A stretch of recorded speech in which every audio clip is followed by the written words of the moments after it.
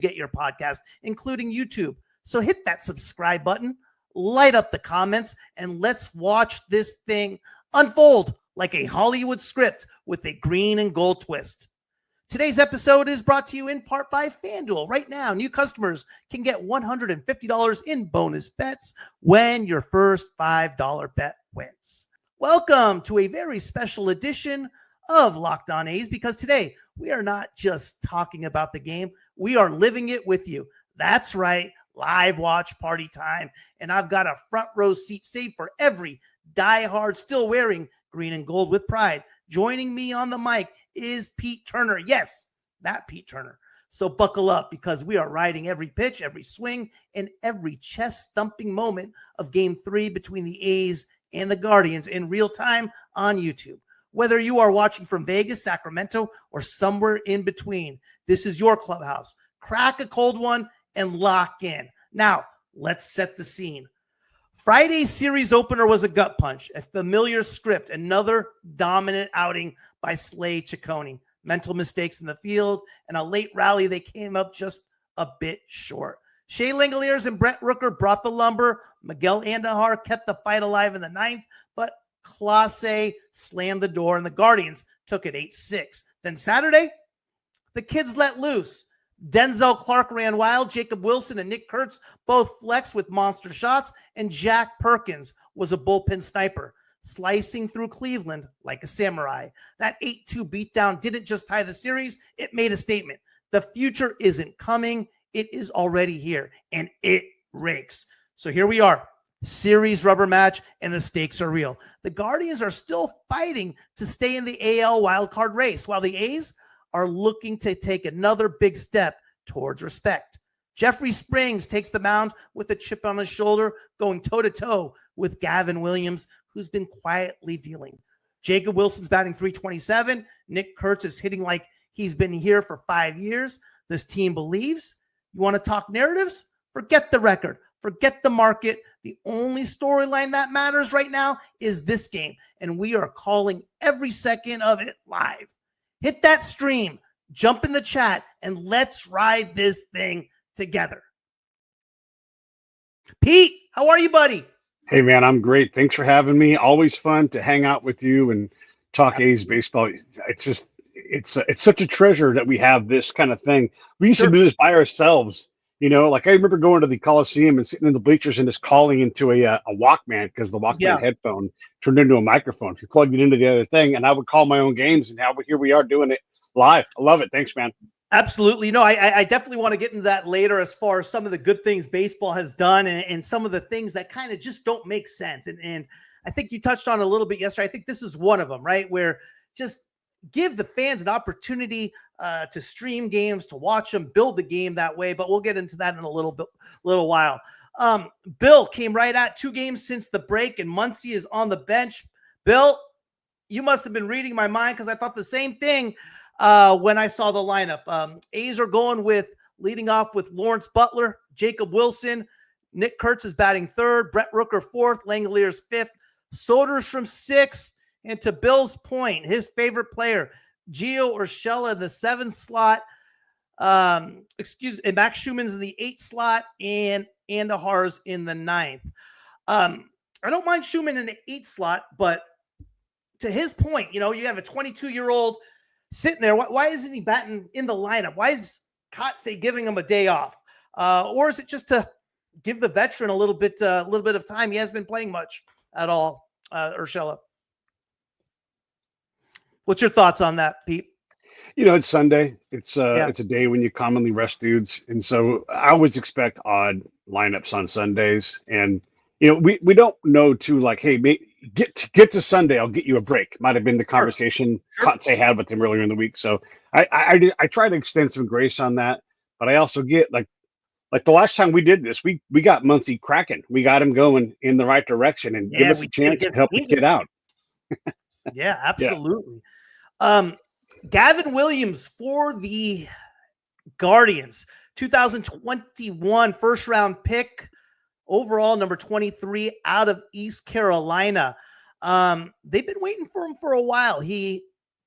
Towards the end of last year, it was something else. He's had an okay year, 5-4, 3.7 ERA, 97 innings pitched, 95 strikeouts. When he's good, he's good. And he's been good as of late. On the other side of things, it's Jeffrey Springs. I mean, Jeffrey Springs, since June, has been one of the top lefties in all of baseball, maybe all of the American League, maybe a baseball. His ERA is at 2.9, almost a strikeout an inning. It's been really, really good as of late. What are you expecting here from this game? And what do you think, man?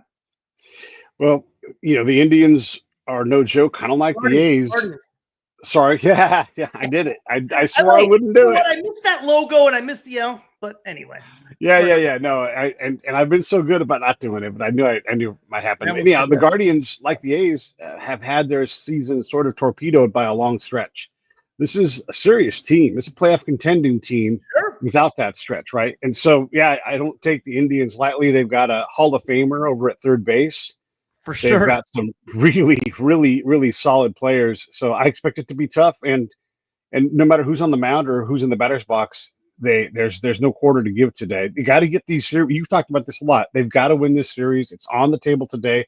It's available. I just hope we see a good, solid, steady game. Don't throw it away. Compete. And if you lose and you compete, well, all right, well, then that's fine. We're a young, growing team. Don't give the game away. Check this out. Jose Ramirez, you're talking about.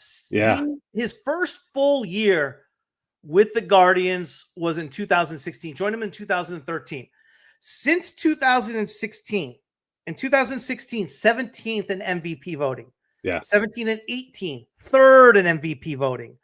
In 2020, second in MVP voting, 21, 6th, 22, 4th, 23, 10th, 24, 5th in MVP voting. Only year he didn't get any MVP votes was 2019. Is he the best baseball player? Two questions. Is he the best baseball player in Guardians history? And is he the best third baseman in baseball right now? He's not the best Guardian / Indian player. I'm not going to say that legitimately because we're talking about the whole history here. That's Bob Feller. And he's got a ways to go to beat Bob Feller. Not too far, though, right? So he's in a very strong class. The age 32 group is Schwarber, Harper, Machado, a lot of great players. I don't think he's the number one player in that group. Is he better than Machado? Maybe his performance right now is a touch above Machado in terms of career. And then Riley, younger for the Braves, and maybe better. But I mean, that's what we're talking about. And I'm probably forgetting somebody. Yeah, it's a legitimate thing that he's the best third baseman. Even better, if he continues to do any kind of regular, even if he declines, he and Machado are going to be amongst the top 10 third basemen ever. Ever. Yeah, no, I agree with you. Game's about to get underway. We got Lawrence Butler leading off, 96th game, hitting 248, 7.52 OPS, 13 bombs, 40 RBIs. He is ninth in all of baseball in doubles with 24, 20th in all of baseball with 16 stolen bases, but 10th in all of baseball with 112 strikeouts. He sat out yesterday. He's going today. What do you make of Butler's year so far? You hit me to this because I try to extend grace. You'll hear me say this a lot today, but I think Butler's biggest problem is Butler, and it's not physical Butler. He's one of these guys where I'm desperate for him to do well, and when he shows up, I'm super stoked for him. But there's so many times where something appears to be missing from his attitude. Now, maybe I'm being unfair, but that's just I'm sort of forced to see that now. And I kind of liken him to Joe Adell, who thankfully is having a pretty good year this year, finally, right? I'd like to see both of these guys find some. Look, I don't think either player like this, they're going to be fits and starts. It's going to be chaotic. They're not going to be metronomes like Soto, where it's like every day I'm going to do something. But I don't know if this is a year of seasoning for him, and next year he's like, okay, I'm fully established, I'm fully here. He wouldn't be late to the party. That happens right around now for these kind of guys. So I'm hopeful. 24 years old, right? He's 24 years old. He's still a young kid. He had a lot of, he had that big second half last year. Then all of a sudden he has all sorts of pressure put on him on this year, what he's supposed to be, all that good stuff. And obviously it's been a little bit of disappointment, but he still has a lot left in him. I like the player he is. His attitude has gotten a little bit better, but I think that has a lot to do with age as well. We saw that the other night on Friday with Soderstrom too. Little lackadaisical, not all there sometimes. But when you really look at, hey, 23 years old, it's like we got to catch him a little bit of a break. Yeah, I mean, you think about someone like Jason Worth going way back, right? He had to leave a couple of teams before he figured it out in his late 20s, and then he was great. What was Chase Utley doing at 24? I mean, he wasn't thriving at the major league level. Right. So there is time, right? We should be suspect. He's earned that, but let's be hopeful too.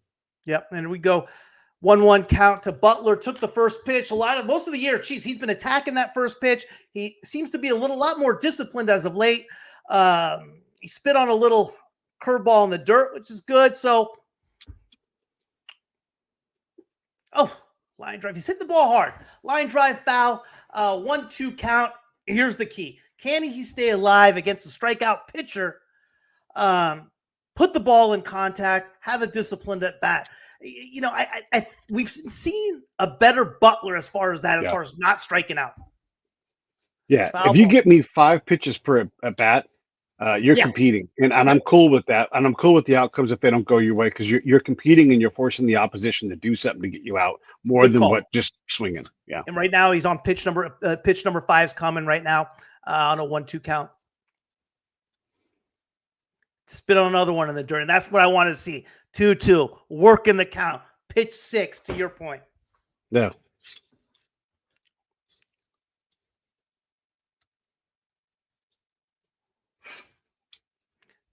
Yeah, that's a good pitch. Curveball, bottom of the zone. I think it barely got the bottom of the zone. Hey, little disappointed in it. It's a good at bat. I'm all right with that.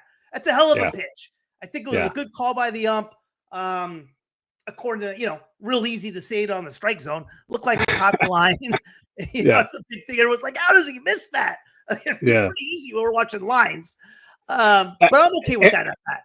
And also Williams gets to be great at pitching, and Hedges gets to be good at calling a game with Williams. These guys get to be good and execute. And by the way, you execute this time, okay, but we'll see what happens next time. These things stack up, and I think Butler's going to be fine today. Jacob Wilson looked like he got jammed with a ball up and in. He's always ready to hit. Went with one of those kind of check swings that caught his bat, dribbled right back to the pitcher. Second out. Now he's on the first pitch, but that's kind of been Jacob Wilson's thing. And here comes the masher. If he's gonna be calling him off out all over the plate, I don't mind that. Just make sure it's both sides there, Blue. Yeah. Just make sure it's both sides, son. To say that's in the black, maybe a little hard to always tell from this angle, but yeah, to say that was on the black, all right, let's keep an eye on it. Yep. No question. But this kid's been mashing. This kid's been unbelievable as of late. Yeah. Well, I'll say this, for 22-year-olds, regardless of when they debut, he's become a historic player. There aren't 100 better players than him at that age to have this many home runs, and his season isn't over yet. He's got a chance to get into maybe the top 20, top 30, top 20, 22-year-olds of all time in terms of home runs. And he didn't start the year with the team. That's so crazy. Unbelievable. Right now, 270, and he was in the low twos for a while. 18 bombs, 47 RBIs, 933 OPS. Strikes out on a high heater. That needs to come down a little bit. Pete, I'm going to take a quick break, run this ad, and we come back. We'll get to the bottom of the 2.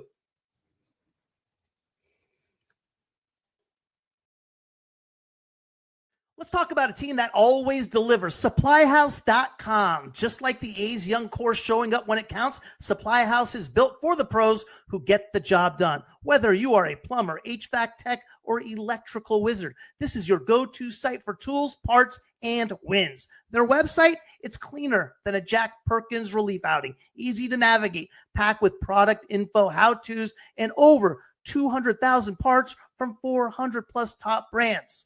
From Sacramento to the Strip, they have got you covered coast to coast with lightning fast delivery. And here is the bonus. If you are a trade pro, sign up for their free Trade Master program and get perks worthy of an all-star. Priority support, free shipping, and discounts on every order. No bots, no nonsense, just real people helping real pros. A's fans trust the youth. You can trust Supply House. Join the Trade Master program today at supplyhouse.com/TM and start ordering plumbing, HVAC, and electrical supplies with just a few clicks. Plus, use promo code SH5 for 5% off your first order. That's supplyhouse.com. Bottom two, it's been kind of a theme for the A's in this series so far. Going down in order the first couple innings, but Jeffrey Springs, man, got him in the Joe Boyle trade, had a rough start. But as late, he's been filthy. He has been really, really good. Yeah, he has. He's got. I saw him in the spring, and he had the ability to settle in. So if we can get through this first inning, we might just see him settle in and just get to rolling and not allow much for 5 to 6 innings if he settles in right here. Absolutely. Angel Martinez, 2 for 5 in game 1, 1 for 4 in game 2, 3 for 9 for the series with a run, double, 3 strikeouts. See what happens. And first pitch swinging. That's the key, right? First thing you got to look at is Springs' fastball, 91 there. That's a big deal for him, right? If he's sitting around 91, 92, he's going to be okay because then that changeup looks so much more effective versus at the beginning of the season, he's around 89, 90. It's a big deal for a changeup pitcher like Springs. And just like I said it, a double right down the line for Martinez. Yeah. Just crushed it right down the left field line. Good start for Cleveland. 17th double of the season for Martinez. He's been good. He's been good for Cleveland this year. What a shot. Yeah, he has. There's a bit of an anomaly with Springs where his whip is pretty good. It's in the high 1-1s, but his FIP, his field independent pitching, is way up there, like by 5. So there's some kind of incongruence there where he's not allowing a lot of runners, but he's just not performing in some way. And I don't know if that's defense. I'd have to dig deeper to look at it, but it is confusing to see that. Another double another hard line drive by Fry scores Martinez. And just like that, 1-0 Cleveland on the board. Not the start we were hoping for. No. And this is what I feared is if he got behind early, he gets out of the game early, then we got to go to the bullpen, and that's bad. So I'd like to see him just. 3 pitches in. Yeah. 3 pitches in. Yeah. Oh. Yeah. Well, there you go. It's going to be a good day. Don't worry so much, Booney. Yeah. We've had, what's frustrating about this is we've had so many games this year where we've looked so darn good. And the next game is like, okay, can we turn the corner? Can we? Oh, Jesus, another shot. Yeah. Double. Oh, yeah. Foul ball. Good. Oh. I felt like it was a freaking shot. Well, and I don't know if you noticed, but the first pitch of that at bat was center cut. Cut. Yeah, it's we got to get out of the middle of the plate. Like I said the other day, I think it's going to work. How about Lee? I like Lee. I mean, Wilson led off last night because of the lefty Logan Allen starting. I think anywhere you put Wilson in the lineup, he's going to be effective. He's been in a little bit of a slump lately, but I don't mind him leading off, batting second, batting third. He's good. Yeah. Sam Boy, how are you, sir? But yeah. Well, that third pitch was a bit of a treat, and then the strikeout that probably is going to come here in a second. Let's see how this goes. 1-2. Okay. Yeah, that was 1-2 count. Yeah, to Blue's credit, that third pitch was, borderline. And so we got one back there. We got to be honest about that. Let's see. Oh, that was filthy. That's his changeup right there. That's a heck of a pitch against a great hitter like Jose Ramirez, right? Yeah. Jose Ramirez, 13th in all of baseball in hits, 21st in home runs with 19, third in all of baseball with 29 stolen bases. So to keep him off the bases is just huge, especially with the runner on first and the way Springs started out. But like I was saying earlier, we've had so many of those games where we look so darn good against the Giants in game 1, against the Dodgers in game 1. And just hoping we show some consistency. And the next game we lay an egg. And that's what, for me, is just, it's frustrating. It's been, I want to see us turn the corner. I want us to compete down the stretch. I want the team to constantly get a little bit better. Looking bad and then looking great and then looking bad. It's just, it's been consistent all year. And that's what's been a little bit on the frustrating side of things. But Carlos Santana, when you talk about an old school veteran, he's been with Cleveland. I think this is his second stint with him. 12 years in the league?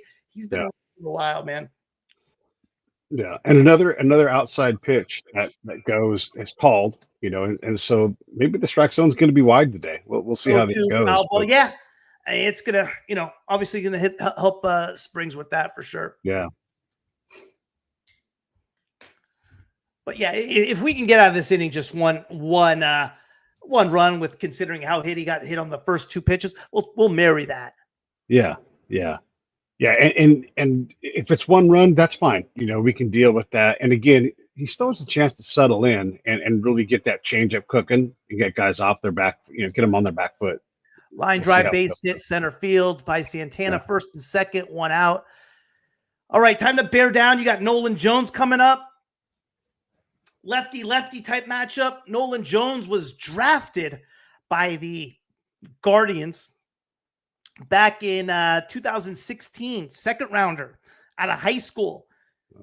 Guardians traded him to the Rockies. Rockies traded him back to the Guardians for Tyler Freeman back in March. So started with the Guardians organization to the Rockies, where he tore it up for 1 year. You really thought he was going to be that guy, and just didn't really turn out to be. Now he's given another chance with the Guardians. He's been okay in this series. 1 for 4 in the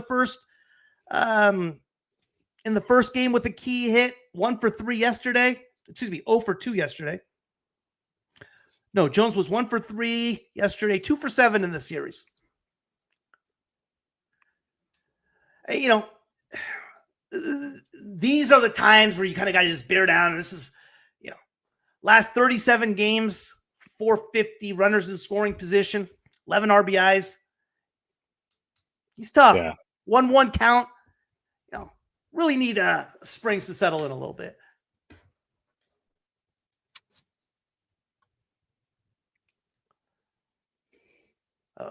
Okay. Little blooper. Come on. Now. There we go. Lazy fly ball to center. Take it. Atta baby. 2 outs. Yeah.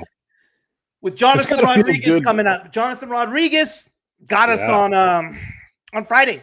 First career homer. I was like, yay, Jonathan. We gotta handle him though. I mean, it's have to handle him. He's got to be an out. And by the way, I know that baseball moves away from this stuff and contact and everything, but it sure feels nice to have Denzel Clark out there and let him. This is what he's good at, right? Is getting all of these balls. So let's get the ball in play. Let the defense help, and see if Denzel can't help you, get ahead of these guys. And he's been hitting way better than I thought. Way better than I thought. So, what do you need from Denzel on offense? Like at a minimum, like what do you need? 230. 230. Yeah. On base percentage somewhere near 300. On base percentage near 300. Something like that. Cut down the strikeouts a little bit. I think right now he's exceeding what I want offensively. Okay. When he is getting on base, when he is doing something, it's havoc, right? Mm-hmm. He's stealing second. He's just making a mess of things. He's like he did yesterday. He had a double that was basically off the fielder's glove that he stretched into a hustle double. It was pretty impressive. Yeah. And every time he gobbles one of those up on defense, that's taking a double away. 100%. I mean, he's saving a ton of runs defensively. Yeah. Rick, if we make no trades, I'm okay. Don't shop. I agree with you, Rick. 100%. I'm okay with that. If the A's don't make one move, I'll be happy with that, because I will know that they didn't just give in. I want to make a trade if it improves us, if it gets us a lot better. Significantly better. Yeah. I want to look at the trade and I want to say, hey, both sides can say that we won the trade.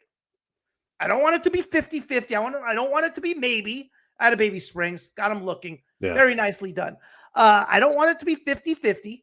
I want it to be a situation where it's we got over in the trade. I don't want to trade just to trade. Yeah.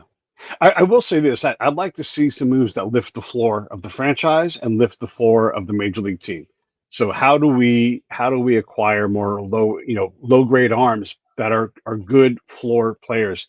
Because if you have a high floor, as you elevate that floor, you don't have to rely on the Kurtzes as much. You won't get them all the time, but you'll get those hits, you'll get those plays. Denzel Clark is a high floor kind of player potentially, right? And you just rely on him to do what he does, and then let Nick go out and do what he does, and all of a sudden you've got this symmetry between the high end and the floor players that do really well. I'd love to see them do some of that, get some depth in that 40-man roster that other teams, the Dodgers and the Astros have a lot of talent, and they bleed that talent because they're very top heavy, and so those guys are acquirable for nothing, like commonly available. Yeah, absolutely. The guys that have been rumored a lot, obviously, is Mason Miller. I think Sure. Jeffrey Springs has a good chance of getting moved because he's probably, as far as contract goes, and he's probably, his value is one of the better ones in all of baseball right now with regard to what he's getting paid and what his contract's doing. He has $12 million due next year, and then he has a team option for 2027 versus Severino, $22 million next year. Player option I'm sure he's already signed that player option for 2027. Yes, yeah. So the only things that we really have as an asset that I would be okay to give away would be, and not, reluctantly I would, it's just Mason Miller and Jeffrey Springs. But again, teams are talking about turning Mason Miller into a starter. Well, if that's the case, why aren't we? And here's a guy who's been playing, has been rumored as well. And if we trade him, I'll lose my mind in Brent Rooker. The guy's having an MVP type of season already. That's good. I mean, but Booney, I don't think we have to trade anybody. I think we worked out waiver wire. As all these moves come up the next week, just start gobbling up players that are DFA'd. And look, this sounds like a crappy strategy, but there's a lot of value out there. And Justin Turner was commonly available when he got picked up. There's a lot of players that get picked up that can be turned into better players. The A's need to make sure they're good at that, because if they don't mind that waiver wire like other teams do, they'll miss opportunities to improve this team. Yeah. Those guys can also be moved for players in the offseason and everything else, because you have these effective role players. Man, oh man, they actually can add up to quite a bit of value for a team that's desperate for a left-handed power hitter off the bench or whatever it is that you grab. Yeah. Rooker goes down swinging. Listen, Williams has electric stuff. And the thing with Williams, it seems like we're taking the right approach. We're not in a rush, but he's hitting his spots. He's tough. And so far, what's that? 3 strikeouts out of the first 4 hitters. Yeah. He's off to a great start. And that's been his MO, man. I mean, he's good. It might be a minute before this guy tires out or we break through. If he's going to be pitching like this today, it's going to be a long day. And he gets to be this good. He's an excellent pitcher, like you said. Yeah. That's what happens when for first round kicks. So yeah, they don't always work out, but when they do, I'm nervous about trade deadline. I don't want the A's to give up a lot. Just give us pitching. We are close. Just need 2 pitchers. Yeah, I'm with you. Obviously, everything is it just comes down to what we're going to be getting in return. I'm all right with that too, Eric. I don't want to give up a lot either. But in order to get something, we got to give something up. Who are you willing to give up's the question. Shea's been getting going a little bit as of late. Before the break, he was in a slump. He was hurt for a little bit, but we need his bat to get more consistent. And he's been good as of late. He's been great. Chase another one in the freaking dirt. There we go. He struck out 5 of his first 6. 4 of his first 5. And we chase another one in the dirt. Even if we did move major league talent, to a contending team. I don't know that there's a lot of value back. If we moved anybody, Langoliers, Segerstrom, Soderstrom. I keep saying Segerstrom because that's by me. Soderstrom. These guys are not going to bring that much back. So if we are going to do that, you got to do minor leaguers in return and accept Yeah, that. no question. I don't think we're going to get any real big leaders for it unless, I mean, if we were a team that was buying, obviously it'd go the other way. Yeah. I mean, same thing, Soderstrom up and down. You think one time he's just a world beater, and the next series, like, hey, get rid of him. It's like, boom, there he goes, another strikeout. God, our bats have been just horrid. Yeah. Williams is on one right now, man. I think they've, in all 3 games, they have retired the A's in order in the first 2 innings. 18 up, 18 down in the first 2 innings of both games. Amazing. Nutty. Just nutty. Well, let's get those guys back up because they tend to do well in the 4th. And let's point out the Guardians have coming up Wilson, Hedges, and Rocchio. Though that should be a cakewalk. They should get handled real easy. You would think. I mean, I don't think anything. Yeah, you would think. But Springs needs to be able to handle this. If he's going to be a guy that continues to, he's got to get these guys out. They're all struggling. None of them are having a big year, and just shut this side down. And there's every reason to believe that he would. He had a bit of a rough start. Let's see if he settles down. I think he will. Well, Wilson now is a former first-round pick by your Anaheim Angels. That's right. 2019. Yeah. Got traded to the Giants. Giants released him, I believe. Mm-hmm. And the Guardians picked him up out of NC State. But yeah, he struck out the side there. Wow, impressive. 5 out of 6. Oh, well, good for you, freaking Williams. Williams, yeah, he's doing it right now. Will Wilson is I guess you have to call him a failed prospect, right? And he's playing with the Indians, and that's great. I love it. He's getting a shot, but again, he needs to be handled. And let's just handle it. Some of these things are simple, and we don't have to get too fancy with it, right? We just got to get guys like this out. There's no reason to not. He's hitting 7th at the lineup, Eric, if we start winning series, this team will win. I know it's simple like that, but that's baseball. I believe in this team. Yeah. If not this year, we are making the playoff next year. You think? Yeah. I mean, I predicted this team to make the playoffs this year. I mean, I've eaten a lot of crow on my predictions for this year. That's for sure. No question about it. And again, as far as pitching, we're not we're forgetting about Gunnar Hoglund still in the mix of all this thing. He got hurt earlier this year. Pretty serious injury. And that's the thing with pitchers. We just don't know. They're going down at rates that are just unreal. Pete, why is that, man? Why are pitchers just, I mean, when I started growing up and watching the game, and you as well, I mean, we never saw pitchers go out like this. It is consistently blowing out their arm. Chris Sale, Tyler Glasnow, Blake Snell. I mean, the list goes on. What's his name? Corbin Burns from Baltimore. Same thing. Everybody. Springs obviously coming back from it. But why do you think that is? I think it's a couple things. One of them is tunneling, and trying to get everybody pitched the same way with the same exact ball slot and everything. I don't think people are built to do that, and you grew up throwing a certain way. Should you be a crossfire guy? No, you're probably going to get hurt. But they kind of put too many guys into the same exact box, and their body isn't built for it. There's a lot of guys. Look, you and I could think of a lot of guys who were brilliant pitchers when they were healthy, but their body wasn't built for the major league, grind. So like Kerry Wood's one of those guys. Saberhagen was one of those guys. There's a lot of guys like that. Liriano, another guy, just wasn't going to be around long. So I think there's some of that. There's another one, Liriano. Hey, Suze, happy Sunday. And yeah, we're doing our best for play-by-play, pal. Doing the best. I don't know, so Liriano's a good call. That's another one. Absolutely. Right. So you take the tunneling thing, also the desire to strike everybody out. And I get that if you take the ball out of play, you have more control over winning. But at what expense? Because Glasnow can't become a Hall of Famer. His arm won't hold up. Ohtani, the next time he hurts his elbow, and that will happen, that'll be the end for him pitching. Yeah. You're not going to get a fourth elbow. The baseball, I pitched, and I knew if I redlined my arm to 100% all the time, then I will pay the penalty. Is that right, huh? What level did you play at, Purist? What level? How far did you get? Yeah, yeah, that's a good point too. The max effort, max spin. Agree, Eric. Yeah. He's been hitting, man, but pitching's been the story. Another leadoff double here to Pete's guy that said wasn't very good. Yeah. High school. Got it. I fixed him.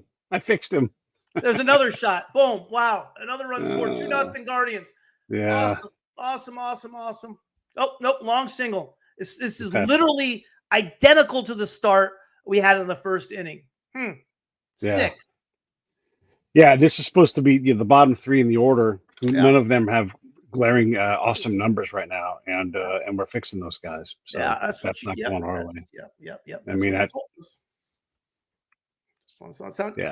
this inning's kind of on you, Pete. Well, look, it's on Springs. I'm not taking credit for this. He's got to get these guys out. That's what he's got to do. They get to be good. They get to hit things, but you can't let two of these guys get hits on you. Hey, RD, you think? Oh my God, another bomb. Oh no. Okay. Yeah. Oh, that came off the bat. The way it's been going, that came off the bat like it was going. All right, 1 out, lazy fly ball. We'll take Trust in Denzel. He'll get him. Well, he is lazy lazy fly out to Soderstrom. So Soderstrom. Oh, you're right. I missed that. Where you're pitching after a win, not very good frustration. Yeah. No, you're right, Eric. That's the thing. Jeez, hard to watch sometimes. And Springs is going to be through 30 pitches here in the second inning, so he's not long for the game. And that's going to get us into the bullpen, and that's not good for anybody who's wanting the A's to win. 30, yeah, at least 30, at least. He can sort it out. I agree. He just needs to settle in. But right back to the top of the lineup. But he after a while, he kind of gets to get it going. Martinez here, 4 for 10 for the series. Been hitting, man. Yeah, it's been a problem, and that's the pitch. That's the changeup. Nasty. That's filthy. Yeah. Do you think it's recovering from that injury that's affecting his location when he misses these things? At first, I thought it was. At the beginning of the season, I thought it was that. And he didn't have the life on his fastball at all, right? So at the beginning of the season, I think what happened after his first start with Seattle, where he was dominant, I think what happened was everybody was sitting on his changeup. Sit on the changeup, and his fastball's not fast enough to get it by us if we're late. You know what I mean? If we're sitting changeup, we can still get to the fastball. And I think that's what started happening. And since then, he's put on a couple miles per hour on his fastball. But when his changeup is as good as anybody's in the game when he's right. Yeah. Tower crane in place on the Las Vegas Strip. I saw that, RD. I saw that. Yeah, it's exciting thing to get that thing going. That's for sure, man. No question. I had a chat with Las Vegas Sun reporter, actually the sports editor, Case Keeper, and he's like everybody I talked to, he's excited about the stadium going up. He's he reports in Vegas for a living, so he's right there at the source of it. He's excited about it. Yeah, I'm with you that one. A's got to move Severino now. I know we got to burn his contract. As got to do it. Yes, I want Severino gone. But what do you want for him? Like a gift certificate for Fogo de Chao? Like what are you going to get? As long as we get his contract out, because then what happens, Pete, is we could go spend that $22 million. We can go $11 million on a piece on two guys, or we can just have a do-over on that 22. It's a big contract, but here's the thing with it. It's like, okay, no one wanted Severino at that price in the offseason. Right. I mean, now you're going to take on that price in the trade deadline when you've already seen what he can do, which hasn't been good. Yeah. And I do not want to get rid of Severino and pay part of his contract. Yeah. I mean, this is the thing. Like you have to have some value to give, and right now you're just giving a player who's not happy ever, and you're charging a premium for it. We'll have to give some talent up or buy back some of that contract. That's what I don't want to do. Yeah. That's what I don't want to do. I don't want to. This is the margin of error. When people try to spend other teams' money, you have to understand, like when these things don't work out as well as you want them to, what do? You can't just buy your way out of every mistake, because you'll make mistakes whether you want to or not. The Mets offered Sevy the Montas contract, but he declined it. Did he really? I thought it went to Montas first, and they didn't. You might be right on that. Okay, 2-2 count. It's almost identical to the first inning. Yep. I don't like pitching in a minor league park. He's going to complain for 2 years. I don't want to get me to tell me about it. I agree, Bill. The Guardians aren't a good offensive team. You and Pete both said so, but they sure look damn good today. Yeah. We got to get Fry here at a 2-2 count, because now you put him on, now you get first and second with Ramirez. Yeah. And then it's like, oh, there we go. We're going to be fine. We're going to get it all figured out here. Just hang in there for a second or two. We got out of the first inning with 1 run. We're going to get out of the second inning with 1 run. There we go. All right. Very nice. Got him chasing. Good field. 2-0. Hey, we got to get the bats going. Bottom line. Yeah. Got to get the bats going, man. Yep. Got to get the bats going. Draft just happened. That was exciting time, huh? Whew, man. You want to hear a crazy story? I'll tell you a crazy story. I'm going to tell you a crazy, crazy story. I went to a school out here in San Mateo in high school, and it's a very, very prominent high school as far as baseball players. Like, for example, Barry Bonds went there, Tom Brady went there, sure. James Outman from the Dodgers went there, and a guy in my class. Know what school you're talking about? Yes. I'm sorry. We know what school you're talking about. I think. So a guy in my class, right, 1992. I grew up with the kid. He lived 2 cities over from me. He went to grammar school at St. Robert's. I went to St. Tim. So I knew each other before then, and obviously in high school and after that, so forth. He was one of the top best high school players in all of the country. Got drafted out of high school. First round, 16th, 17th overall by the Minnesota Twins. His name was Danny Serafini. Now, I don't know if any of you guys follow trials or anything like that, but he was just recently convicted last week, first-degree murder of his in-law. And apparently it was up in the Tahoe area. And he killed his in-laws or over some, whatever it was. I think it had to do with money or whatever it may be. But seeing that on TV, and he played about 11, 12 years in the big leagues, was about as like, whoa, the heck, man. Yeah. What the heck just happened? Holy cow, man.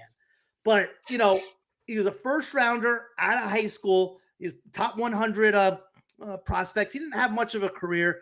But, like I said, he played with 5, 6 different teams in the big leagues. Yeah. And and for him just to get convicted last week and seeing that was a little nutty, man. That was just unreal.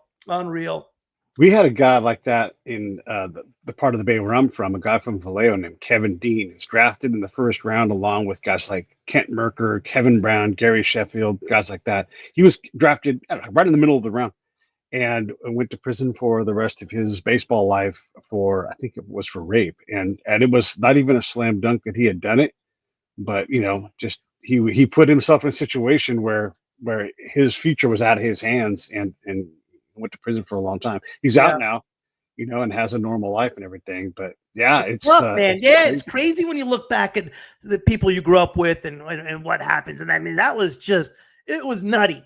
Bill, why is Muncy on the bench after 2 games after the break? I don't know, Bill. I'm with you on that. Pete said he needs a day off. I said it's Sunday and you get weird lineups. Let's not get too crazy. The kid is, I don't know. I think he wants to give Urshela some at-bats. There we go. That's Jesus. Urshela's been so bad. Has he hit a ball to the warning track this year? Oh, my gosh. Has he hit a ball to the warning track? I don't think so. Actually, his numbers aren't as bad as you think. 231, 621 OPS. Yeah, they are. I don't know. Oh, man, what a play. He got robbed there, Bill. He got robbed. A hell of a play. by Rocchio at short. Yeah, he Yeah. robbed the base hit. Hit it hard. I mean, what are you going to do? That's a good at bat. How about the stat? Did you know that the top 5 World Series titles this team is going in right direction? A dynasty is coming. Yeah, no question. I mean, hey, I don't think that's crazy to say, Eric. With the youngsters we have and who you have considering, obviously, here's the deal. With any young team and prospects, it's exactly what they are. They're young, and it's who we think they are going to be based on a small sample size. It's why veterans get paid tons of money because they have proven it over an amount of time, right? How many prospects have we seen play 2-3 years, play great, and fall off? So, yeah, Eric, I agree with you. But right now they are what they are. That's true. That's true.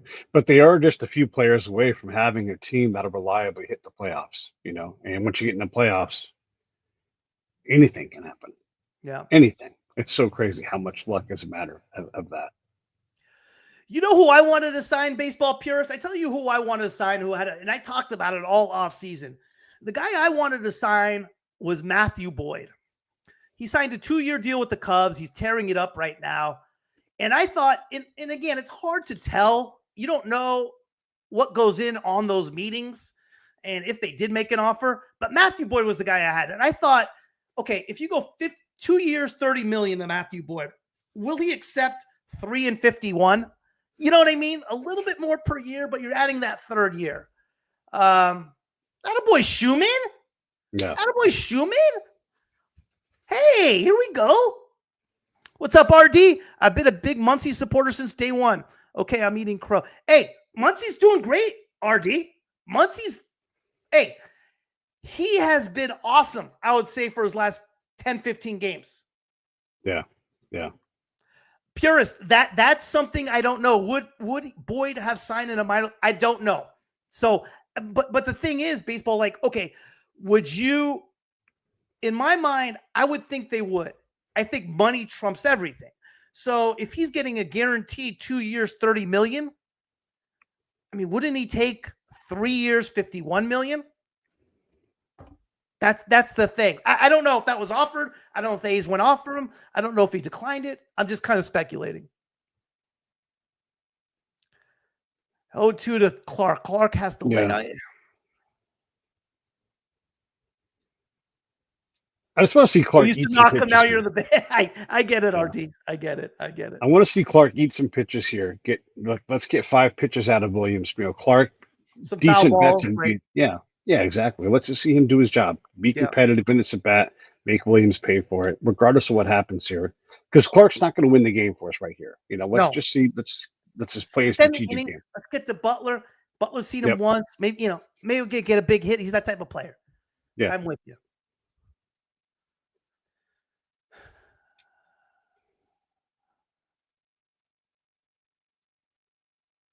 All right. Okay. I'll take another one of those. Let's just, just $100%. throw the ball in the strike zone. I'm going to foul it off. Let's just see some more of that. With you 1,000%, man. Schumann, every time he gets an opportunity, he's okay,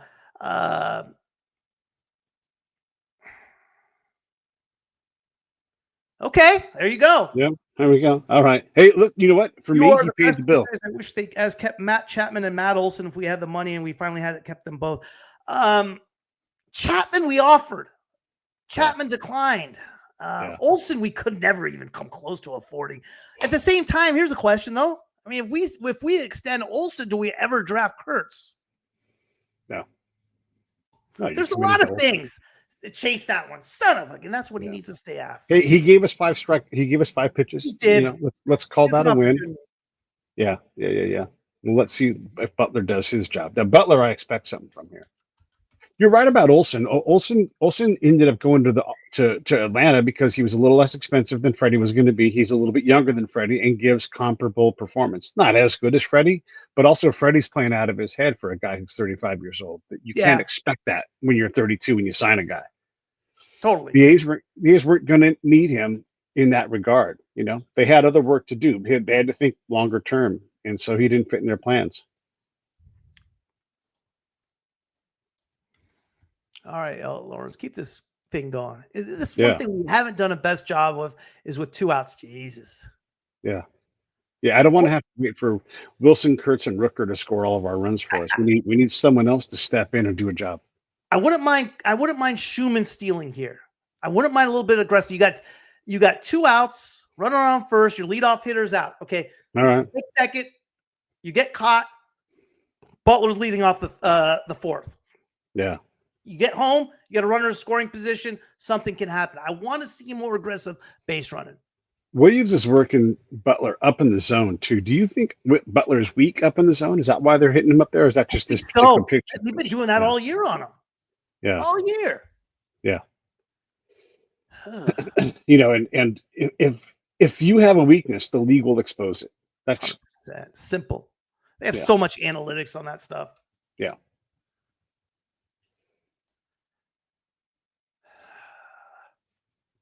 Yep. Damn. Yeah. I mean, and that's what I don't want to see. I don't want to see the tossing of the bat, the throwing of the helmet. Yeah. Be a professional. Yeah, that's that thing, that mental thing you were talking about before. Williams is doing his job. He came right at him high in the zone, and I'm sure Butler's disappointed. I'm sure he's frustrated. I'm sure, but what it does, it's sending a message to everybody else. It's like, hey, it's just. I just don't like it. I mean, be a professional at the end of the day. You don't see a Freddie Freeman doing that. And again, he's Freddie Freeman. I just don't understand. Like, hey, why are we? It's a problem. That can't happen, man. I don't. Right. It's been happening for the last 2 years, and I think Kotze's done a better job with staying on these guys about it. And I get this isn't college sports. It's tougher with the pros, especially when they have a contract. But I mean, come on, enough. Yeah. Yeah, you're 100% right. I'm trying to think of long-term players who were emotional like that. Paul O'Neill stands out. He played a long time, but my sense of it is, and I'd have to look and see, these emotional guys who struggle to contain their themselves at the plate like that. I don't know that they survive in the league very long, especially if we get exposed up in the zone like Butler is right now. Yeah, he's getting exposed a lot, man. I mean, Eric, so here's my point. It's like Schumann sits at first there. Like, be aggressive. Try to take second. And you get thrown out. Fine. Butler has another shot at it. You get it. Now, the approach at the at-bat's different, I would think. I don't know. Yeah. I just don't think there's not much to lose in that situation, whether you get thrown out or you're safe. Your percentage of scoring goes up significantly, whether it's in the fourth or in that third inning. But whatever.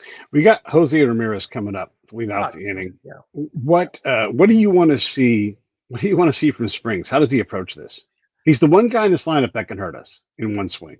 He absolutely can. I mean, he could. Here's what makes Ramirez so darn dangerous is that you can't necessarily pitch around him where you're getting really cute, because then, I mean, he's second all of baseball in stolen bases with 29. Yeah. So, excuse me, third with 28. No, he has 29. You got to make quality pitches. He has him 0-2 right here, right? Yeah. Get dirty, get nasty. He struck him out the first time. All right, and that wasn't a very competitive pitch. Spring seems to know it. After Butler goes into his pounding, it feels like Jason Upton. No question. And Tyler Soderstrom hasn't been much better either. He's just been showing it in a different way. And that's a good pitch. Went high in the zone, out of the zone. Routine 6-3 put out. I love seeing that. Yeah. And didn't use his changeup to get him out. Used fastballs. Yep.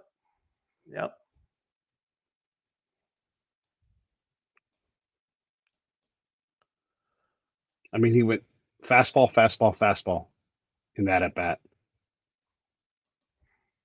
So there's some kind of design in that approach that I think at least worked with Ramirez. Let's see if we can get through the quote unquote easy guys now.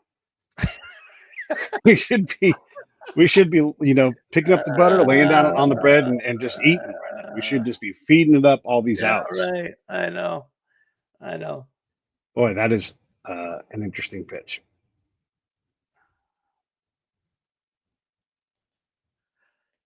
Jesus, that was a little high. Yeah.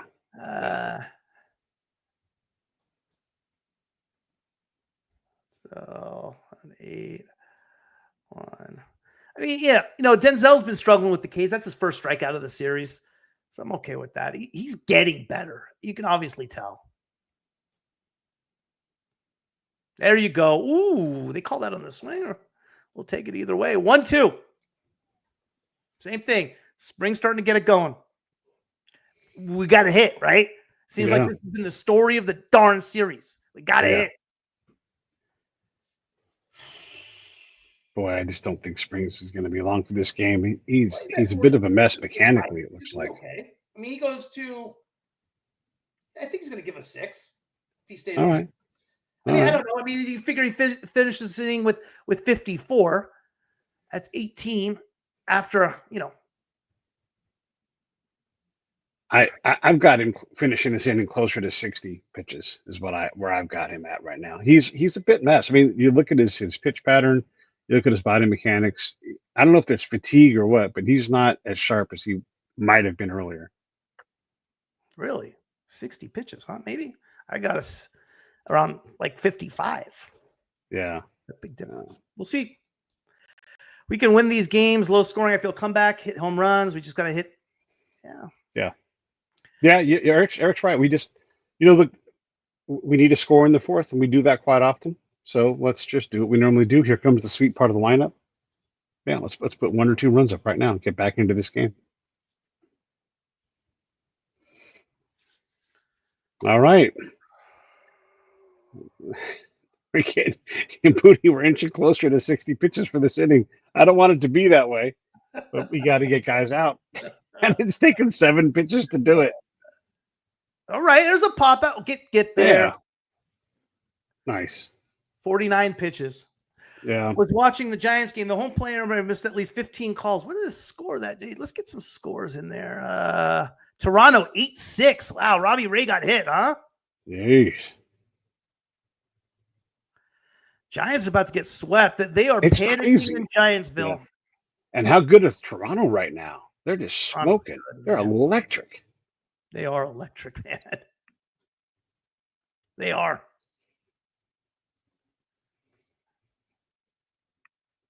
Yeah, I mean, Spencer Bivens got hit again. Wow. Vlad Guerrero. How many home runs did he have? Just 1 home run. Springer with a bomb. Barger's just been killing him. Addison Barger's been killing in that series. No. Nolan Jones 2-0. 51. Okay. Let's get just a non-stress inning is what I want to see. A non-stress absolutely. inning. Judge touched one today for a home run. The Yankees are up 2-0 in the bottom of the 4th. Is that right? Huh? Yeah. Yeah. He's the account for both runs. Orioles beating the Rays 5-2. Angels, Phillies, 0's bottom 1. White Sox playing better ball 4-1 against the Pirates. There's your Yanks. Padres sticking it to the Nationals 8-0. Reds and Mets. Yeah. Mets have been struggling. Ones in that game, bottom 3. Royals, Marlins, 3-0 Royals. Yeah. Man, the Padres, they make any kind of move to tighten up their game. They're so dangerous in that lineup. There's just very few weak outs there. And they're a dangerous team. Yeah, I thought legitimately they were the second best team in all of baseball last year. I thought that series with the Dodgers was really good. Yeah. The Guardians are having good at bats, to their credit. RD, I predict we take the lead in the top of the 4th. I love it, RD. Attaboy. Yeah. I don't see why not. It's, this game is still completely winnable. We just got to get some hits. It's early. It's no difference. Yeah, they have good, another 3-2. 55 pitches, yeah. Yeah, we're getting somewhere in between your number and my number, right? Hopefully that's this. Doing pretty darn good. with getting everybody out in order so far. They're stretching out pitches. They're having good at bats. Yeah. It can't take 20 pitches an inning to get through an inning, though. Well, It just, that's not going to work. He better not walk him here. I do not want to see that. That'd be a killer. Yeah. And then we'd have that rookie Rodriguez come up. Right.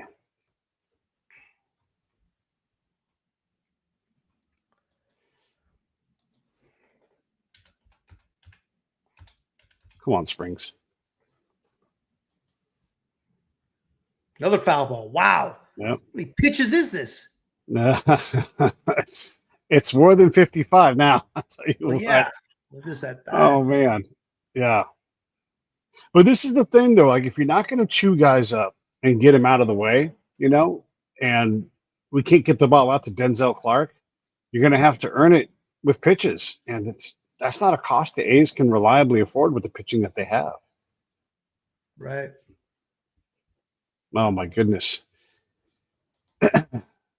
This at bat. It's killing Springs.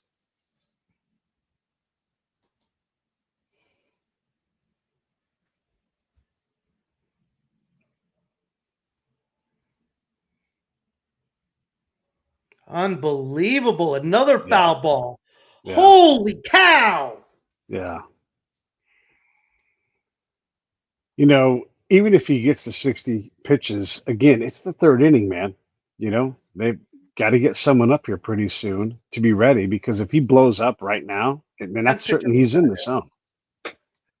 Yeah, it's Carey and Dallas, I think. Carey and Dallas are pretty good together. I'm okay with that. Another one. It's just, he chased that one in the dirt. It's his 11th pitch of the at-bat. 11th pitch. Yeah.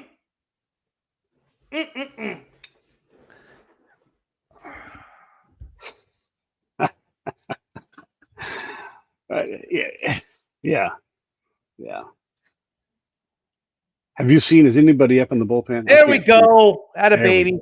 Yeah, that's a nice strikeout. Expensive, but we got it. And you know what? Clean inning. Any landing is a good landing. Perkins went yesterday, RD, so he's not going to be available today. But yeah, Perkins is supposed to be a starter, but he won't go today. Went 3 innings yesterday. Yeah, which I'm fine with.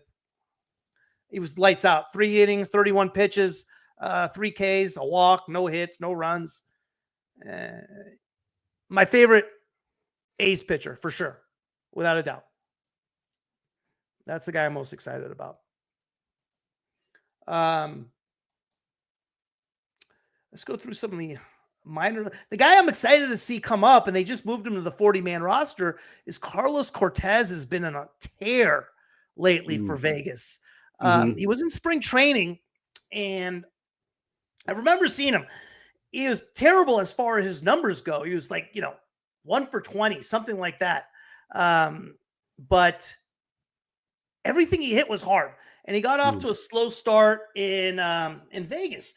220, 210 over the first 40 games or so. For the last 30, he's hitting close to 500, 400. He's hitting on the year 318, OPS 1017, 17 bombs, 76 RBIs. He's just been absolutely killing it. Blade started off on fire.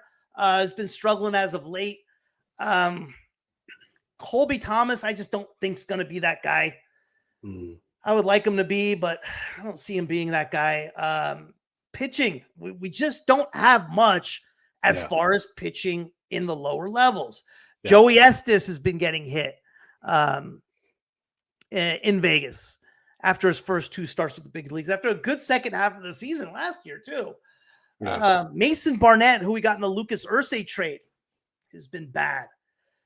Luis Morales, he has electric stuff, only 21 years old, but came from AA. He dominated.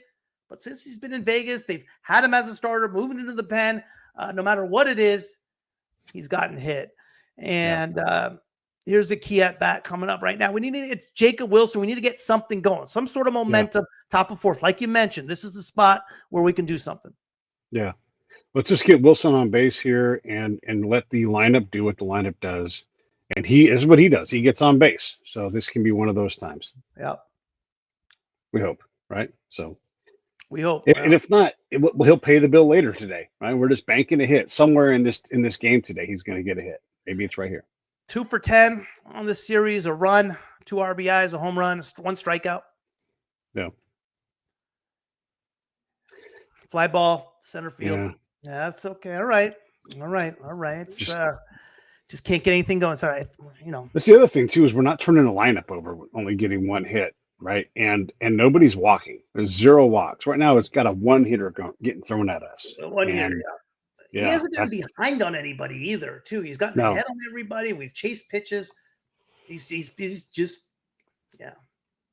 It's fair to say he's cruising right now. Let's see what Kurtz can do. Got ahead. Look like a little cutter up in the zone. Mm-hmm.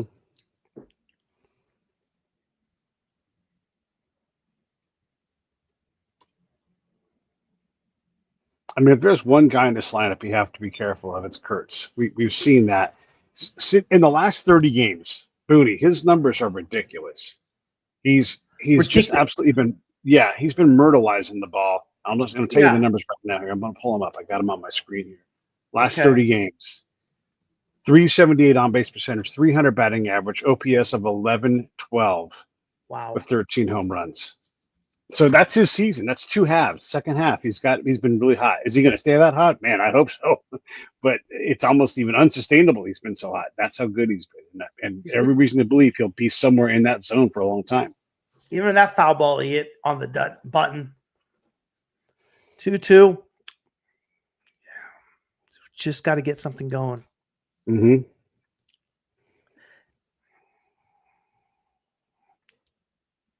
Full count. All right. I agree with a lot of you guys. I don't like 7, 8, 9 right now in the lineup, man. I mean, Urshela, Schumann, and Clark. It's tough. All right.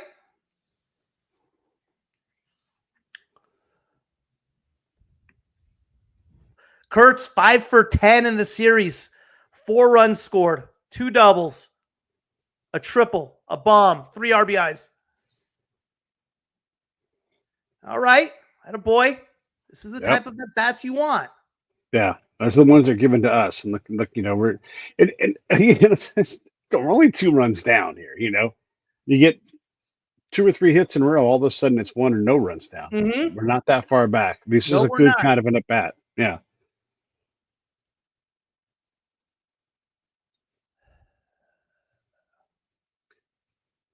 Attaboy. Yeah. Attaboy, Nicky. Yeah. Here we go. Have yourself an at-bat, kid. Yeah.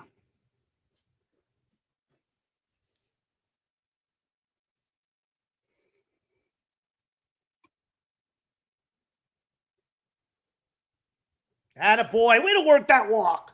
Yeah.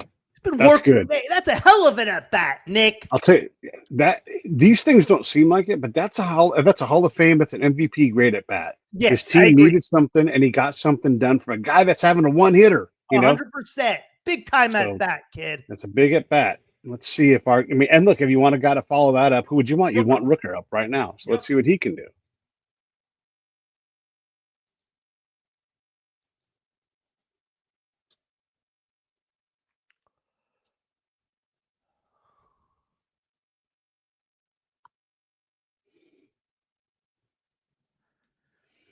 What I don't want to see here is a double play. Let's not have that happen.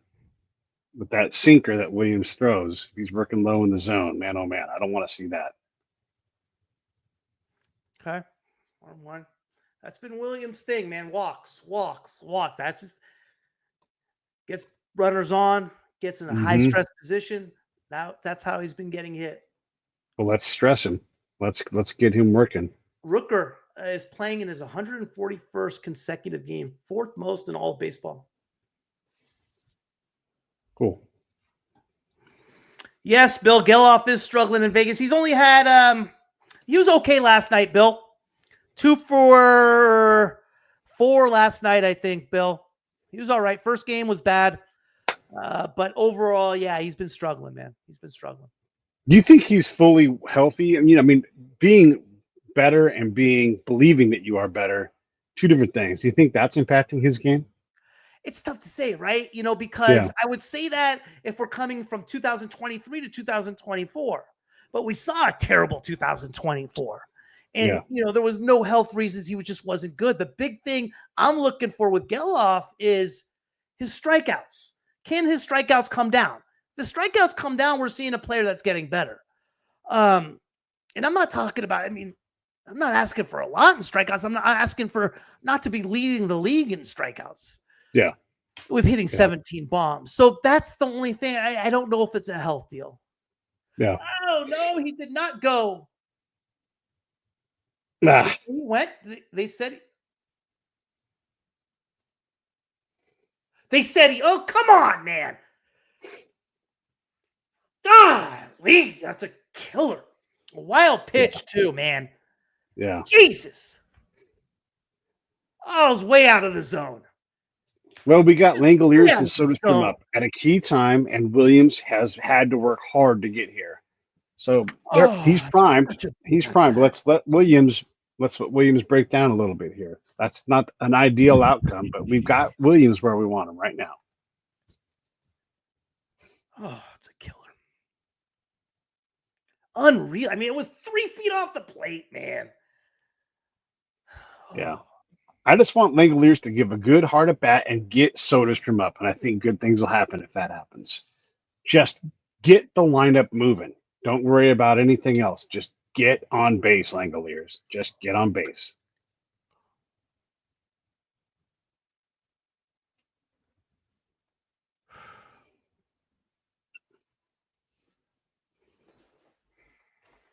God, it would have been first, second one out, man. This team drives me up the wall.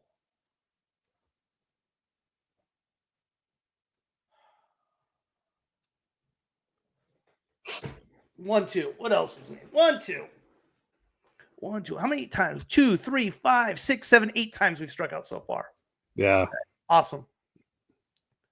Oh, man.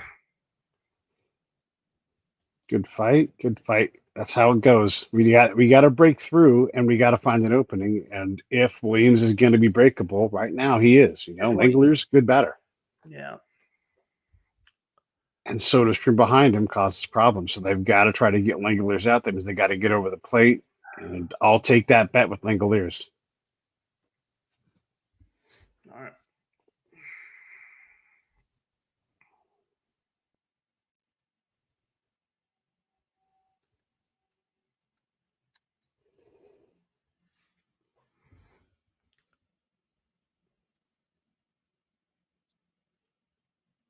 Chased one of the dirt. Unreal.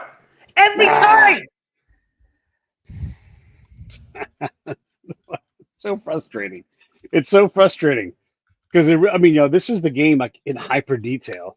If he comes through there, even if he works a walk, the game is really changing at that point. But credit to Williams, he threw that ball, and man, it's tough to see. And Hedges for digging it out. That ball could have gone to the wall. And can you imagine how much this game looks different if Langoliers strikes out and ends up on first? And Kurt's at third, it's a different game. We got to get one. You got to get one of these breaks. We're stacking up a lot of good things. I'm pretty confident we're going to be all right in this game if we can hold the other side down. Glad one of us is. Come on, Booney. It's Sunday. Have some sunshine on your face. Come on. There'll be a lot of sunshine. We put some runs. Yeah. Oh. Unreal, man. I know. It's frustrating for sure. And we're not out of this game by any measure, but we should definitely be a little bit more in this game. It'd be nice to have had something go our way when we needed it to. I haven't had that break yet. And teams that win have those breaks when they need them. And maybe we're saving it up for the latter half of the game. 9 Ks through 4 innings. Yeah. How many of them we chased? Butler got caught looking, and then the second time he came up, he chased. Kurtz chased his first at bat up in the zone. Rooker chased his last at bat. Soderstrom always chases. When Shea looks bad, he looks bad, man. 9 Ks, yeah. You're right. All sports are rigged. What do you think? I don't know. I don't really buy into that. I mean, I don't buy into it. I know there's a theory and people think that and so forth. I just think the amount, I think at lower levels they can be. Yeah,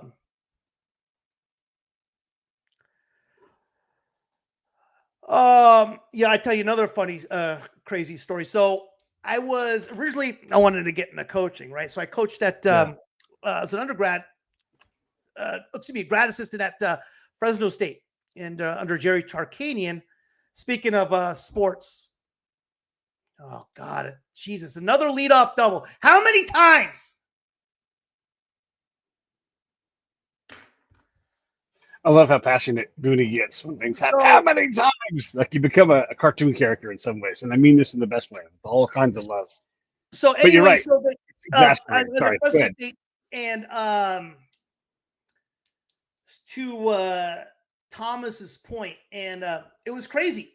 So the second year I'm there, the first year, I mean, we had really, really good teams under Tark. First year, we were preseason like 8 in the country, and second year like 4 in the country. We ended up being disappointments on the bubble both years. But at the end of my first year, Adrian Wojnarowski, if people remember, was it used to be a sports beat writer for ESPN, for hoops, for NBA.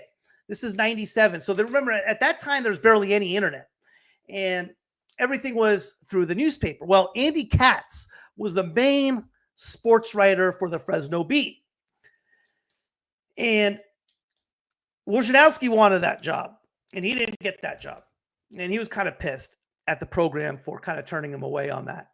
And fast forward to the end of the year, and it was, as far as Tark, we were kind of a big deal. I mean, 60 Minutes did a profile on us as far as the type of players we brought in, and we didn't exactly have saints. And by the end of the season, going into the conference tournament, Wojnarowski put out an article in the Fresno Bee with regard to point shaving. And feds show up on campus. It ends up being a freaking huge deal. I get done with school. I'm like, hey, dude, I'm not doing this coaching thing anymore. This freaking is just got me rattled. And I come home, get subpoenaed by the grand jury to go testify in this point shaving deal, man. I'm like, are you kidding me? I'm 22 years old, 21. I'll get a subpoena by the grand jury.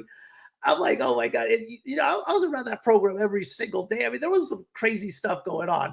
But the one thing I told myself, I am not going to lie. I'm not going to tell any lie and get caught in a lie, right? So whenever they ask me, I don't care what it is. I'm not going to get no lie where I'm getting in trouble. And their questioning wasn't even close, man. It was so far off base. I was like, I didn't even have to worry about it, man. I was just like, oh, great. Another freaking base hit. All right, first and third, one out. First and third. Yeah, unreal. Butler needs to do something, earn that money. Yeah, right, Siphon? Hey, I feel like a beer right now, I tell you that. But now Springs is starting again. Bottom of the order. Bottom of the order is wearing them out. Rodriguez, Wilson, Hedges, same thing. Rocchio. Pete, I mean, you're right now. Your predictions is in the teens as far as percentage. I know. You and Urshela are similar batting averages. Do the opposite of whatever I think that, and then I'll try to change my analysis to be more negative. Hedges, But safety squeeze. They got him. Yeah, I don't know. They're gonna. That's close. What a play by. I don't know. Did he get underneath? I think he's out. And by the way, great play by Kurtz. Unbelievable play by Kurtz. Look at that bare hand. Yeah. I don't know. Well, we'll take a look. We'll find out. That looks like he's out to me. Nobody, do one of these, Vaught. Steven, one of these. Just keep it right. Hey, one of these. Come on, let me see one of these. That baby. All right. Yeah. Good play. Yeah. The only team that's made the playoffs more than the A's since 2000 are the Yankees, Dodgers, Braves, Cardinals, Astros. Yes. Flea. Yeah, over and over again. I've been professing that for a long time, man. 11 times. You're absolutely right. And if you were to pick the best run franchises over the last 20 years, you would say all of those franchises because they're all fantastic at running a ball game. So that must also apply to the A's. Maybe they're an order below those guys because then they don't have any titles, but a lot of that's luck. So to be that winning, you just got to admit, like, that club has run well. They're good at finding talent. Now mixing some money. Oh well, now we have a little more freedom to make some mistakes, and that means we can go for some bigger things. It's tough though on the money thing, right? Because the question goes it's one step deeper. Who are you going to get? Who are you going to replace? Yeah. And so forth. Like I hate the argument that I hear with regard to the A's teams and like, if they spent more, they would have been more successful. I'm not saying that. No, I know that, but that's what a lot of people say. And my comeback to that is like, oh, really? Who are you going to get? Who are you going to replace to beat Verlander? Who's going to get? You know what I mean? Another base hit. Jeez, there's the run. We got to come collect Springs. This ain't his day. All right. Bases loaded. Yeah. Can we get out of this? I mean, all bottom of the order. Okay, we're going right back to the bottom, top of the. I cannot believe we cannot get the bottom of the order out. This is breaking my steel right here. We've got to get these guys out. We can't let the bottom of the order guys get healthy on us. That's not what winning teams do. Oh, here's Emerson. How this guy has a job's a freaking miracle. I don't care what no one says. You just don't have – someone has to be held accountable. I know it's Kotze's buddy. It's nutty. Someone needs to be held accountable. Yeah. I was rooting for Fresno State hardcore that year. They won it. Baseball? Yeah. They did win it. They won it earlier than that College World Series, Flea. Bottom four has an OPS of 5. Do they really? I didn't know that. Wait, what's the number? Say it again. 500. The bottom four. I know. That's what I'm saying. Like, we can't get it out. They're proving me wrong, but I wish they just act normal and just be out. OPS combined. Yeah. And some days it's just not your day. By the way, it's still only 2-0. You get a nice infield plot fly here like you're supposed to do with the bases loaded, and just sneak out of this thing. Come on, Springs. Bottom 500. All right. Career. I want to point out that he's midway into the 70s for his pitches. Yeah. Now I realize his pitch count's high. It's up there. It's way up there. Yeah. He's got to hit 80 before the 8th, man. You can't. It's a miracle that they're only down by 2 runs right now. Oh, hang on. We'll see what happens here in a second. I got to watch myself. Yeah, baby. That's a big strikeout. That is huge. We needed that. Well, if we can get out of here with no runs, come on. Oh, man. This is the game. Get out, and we got a shot. Give up a 2-run single, and we are done. Cat burglar time. Let's get Fry. Let's pump fastballs nice up and high. Get him to pop out. Let Denzel Clark go catch the ball, and let's get out of this inning.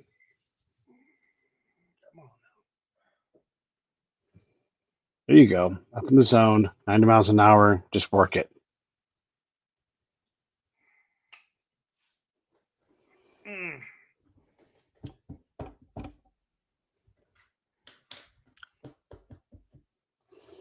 By the way, even though Fry's second in the order, his OPS is 570. So again, one of these guys has got to make it out. There we go. Good things are happening.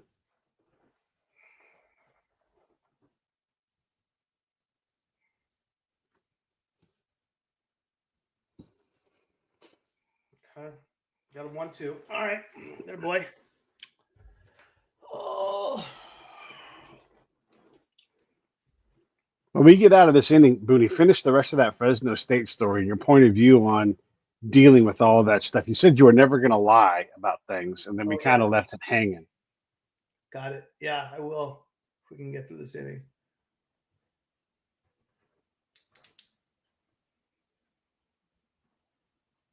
Ugh.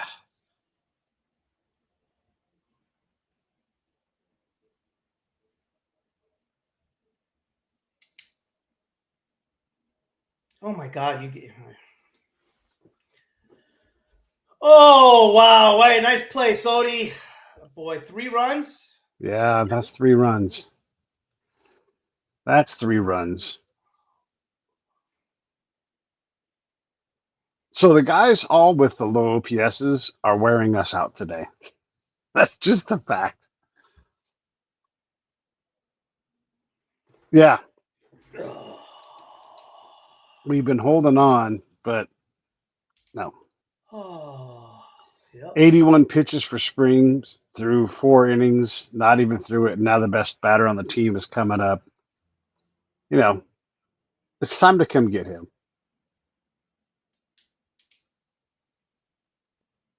Or to let him wear it. Let him get to 100 pitches and just let him wear it. Let the offense do something.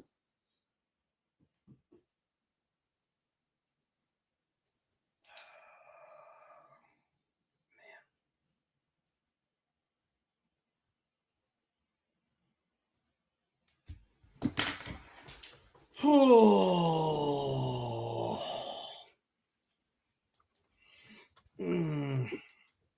Fade the A's, yep. Yep. Yeah, maybe Eric. Time for a shot of Jack. Yeah. You know, And we get Ramirez out. yeah. All right. You go get runs. I mean, hey, 5-8 out of the inning. You know, you get 3. Whatever. Yeah. Just, Yeah. man.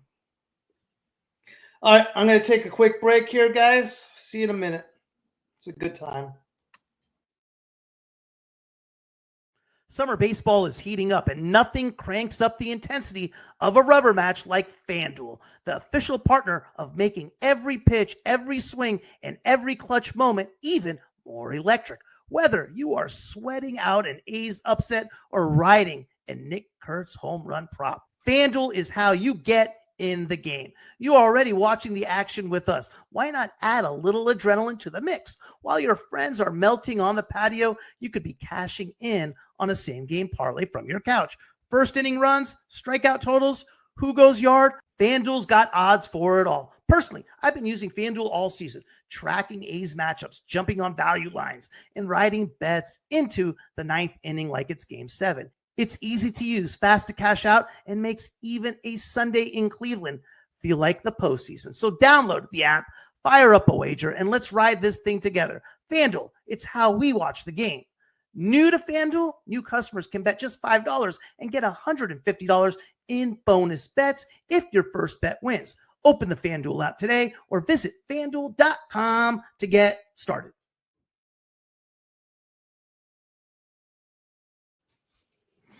Nick, what did you accept? We score a lot of runs. We usually the next game. Yeah.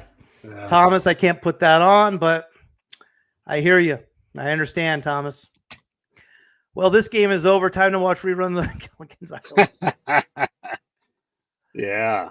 It's all about the gambling. That's why sports are rigged. I hate that to be true. Right now. And I will say that we got that pop out that I was asking for, but the it came a batter too late. We wanted that pop out, and it turns out the best batter in the lineup is the guy that we're reliably getting out today. It's all the other guys, and sometimes you just gotta say, what are you gonna do, right? We got to hit is what we got to do. I mean, it was a pretty nasty rollover. He got him. I don't know. That was kind of a nasty hit.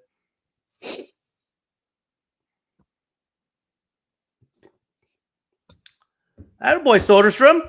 Yeah. See, there you go. If we could have gotten him up last inning, right? Like we're just one batter short each time. Let's build another one of these and just have a big inning right here. It's a solid hit. Yeah. The hits are in the lineup. We just got to, get past Williams here and break him. Got to put pressure on the battery. Got to do it. It's the only way to get through. When you guys are when they're having a 2-hitter, you got to put pressure on the battery. Now we got Urshela up. It's like I feel like we have no shot right now. I feel like there's no way this is going to be a good. That's the issue. It's like Like Gio's been so way worse than I thought. Yeah. He's had a couple big hits at the beginning of the year. He had a big hit. He'd be a big hitter in the Guardians lineup right now, though. 228 with the Hitting, 611 OPS. Oh.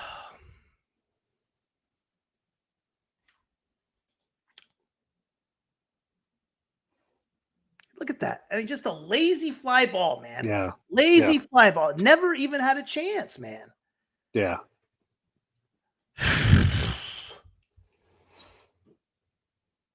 Just, it's like, that's the thing to Bill's point. It's like, why isn't Muncy in there? You're right. I like Urshela doesn't give you any chance, man. To his point, it's ridiculous, man. Is there something to be said though for getting Urshela at bats so we can get him right? And also maybe feature him to maybe move him. Got to play him if you're going to move him. I mean, what a bunt, Schumann. Good for Schumann's always figuring it out. Good for he should be seeing more run this year. Yeah. That was good. He was awesome last year, man. Yeah. 2 for 2. That's how you do it, right? Like we needed that higher up in the lineup today, when the pressure was there to keep the lineup turning over. Get to the next guy. Let the next guy have a shot to do something, right?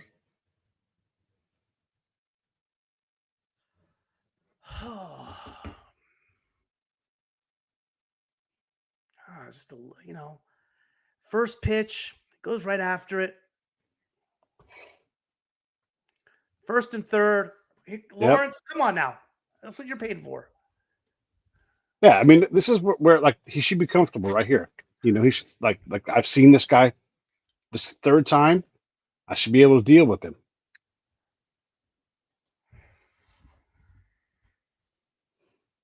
Come on, Lawrence.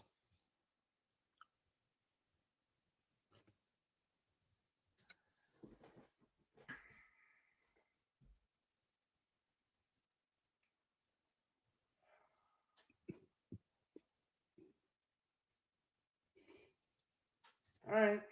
It's a good pitch. Good lay off it.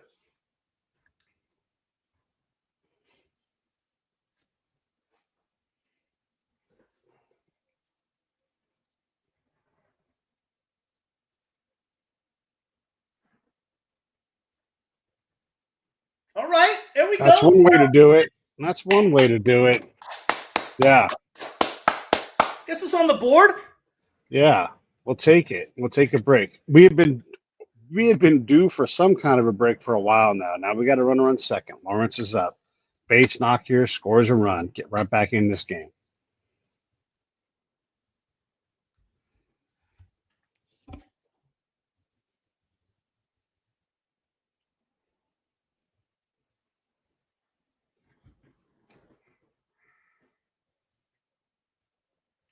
Go 1-2. All right. Good pitch. Nasty.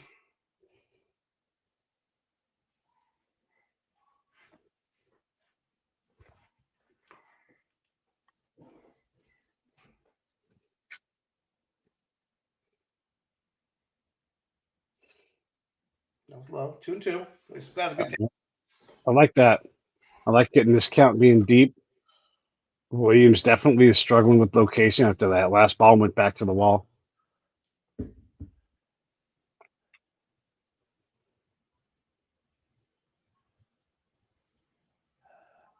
All right. Yep. Just a full. He's going to have to get it right over the plate, man. If I'm Butler, if anywhere near the middle of the plate, I'm ripping with bad intentions. And if it looks like it might at all be out of the way, you gotta let it go.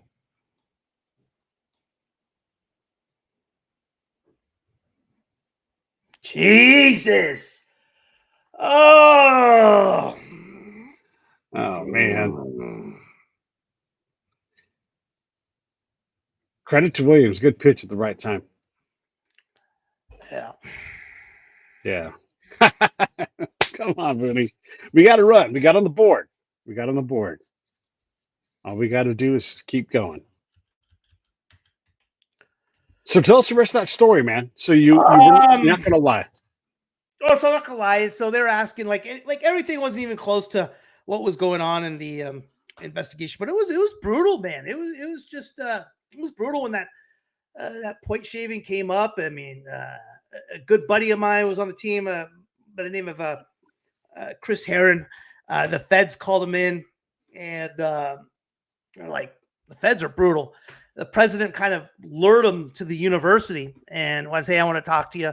And when he came into the president's office, he left the office and 2 federal agents walked in and basically telling the kid, "Hey, we can do whatever the hell we want to you, lock you up, this, that." Scared the shit out of him. And there was nothing. The investigation was, they wanted to get the program. They wanted something high profile, which that program was. And it didn't turn out to be anything. No one got charged. Nothing happened. And again, it was just all on in an article by Adrian Wojnarowski that ruined a lot of lives that he probably might have not even should have put out. But 5 curveballs, yeah. If Butler had a first time at bat, they should have pulled him. And shame on Fresno State for not saying, "Hey, if you're going to talk to our players, there's going to be a lawyer present." Just right from the start. But you're talking about the federal government too, right? So they can 100%. I agree with you 1,000%. It was handled poorly, but they shouldn't have a 21-year-old non-player talking to the feds he was without a lawyer. No, I'm saying you, like even you, right? Who's, it's going to get on my soapbox. You don't have to trust the authorities. You get to have a lawyer. Yeah, this absolutely. Now, I mean, this was back in 1998. So, things were obviously different as far as the information we had access to. I mean, now. But this is an important thing to say. Set aside Fresno State. Whenever a fake confession comes out, there's not a lawyer around. So when they're going after something, it's absolutely to everybody's advantage to say, "Hey, I need a lawyer." If you run a program with a bunch of kids from the hood who don't know all this stuff, you got to protect those guys and say, "You're welcome to come talk to our player. Here's a counsel for all the entire team. Start with him, and they'll schedule everybody." And then the feds will be like, "Ah, fuck," and you go down a different route, and people's lives don't get destroyed by a reporter and the FBI doing their job. No question. That's it for Springs. 4 innings, 5 runs. He got hit kind of pretty good today. I was kind of a little disappointing outing for Springs. That's for sure, man. Yeah. That was 4 doubles. 4 doubles. 4 doubles, huh? Yeah. Yeah. That's not the best. If you're going to look for things that are the best, that's not it. No, it's not. No, it's not. He got hit. That's supposed to be our guy, too. Yeah. Scheffler won the British Open. Jesus. No drama. Yeah, he's good, isn't he? Yeah. Scotty Scheffler, another major. He's dominant right now. Okay. That's the lazy fly ball. Kelly's been really good for us this year. Picked him up in 2023 off waivers, free agent from the Guardians. Yeah. The Guardians. He has been good. He has been good. Yeah. And this is what I'm saying. Like, we don't have to always get the greatest player in the world on the team. You get a guy like Kelly, he does a job. Right now, he's going to come in and get us through this inning, nice and clean. We need more guys like that are commonly available. Yeah, no, you're right. 13 innings pitched, shoot 9 hits, 2 runs, ERA 1.38. He's been great. Yeah, and take that, right? Oh, of course. Yeah. Of course. Final line. Q 5-run rally. No, but I mean, Kelly is the kind of guy that is available. Any team can get him. And even if the guy is sub-major league level, he's like, a AAA player or depth organization. Those guys bolster the organization. It gives you the ability to patch over holes when you get them. And so a guy like Kelly is tremendously valuable to an organization. Second round pick, Flea. 2011, out of a junior college kid, JUCO. Right. West Boca Raton Community College. Second round pick by the Padres in 2011. Second round. Close. Yeah. Close. Same thing. Look. Oh, uh-oh, Pete. Hey, Battery. I'll be right back. I'm not going anywhere. I got my Okay. battery right here. All right. I got too excited about the game. Yeah. Close though, but he's been good, man. I mean, final line on Springs, 4 innings, 9 hits. I mean, geez, that just can't happen. 5 runs, 5 earned, 4 Ks. Yeah. Every time, guys, every time you think we're going to turn the corner, we have a matchup that is favorable for us the next day. It's been going this way. It's been going this way, man. Oh. Yeah, I mean, even that last pitch to who is it? Fry. He rolled that over. I mean, the kid rolled that freaking over. I mean, it was a good pitch on the outer half. Yeah, just didn't get the outcome.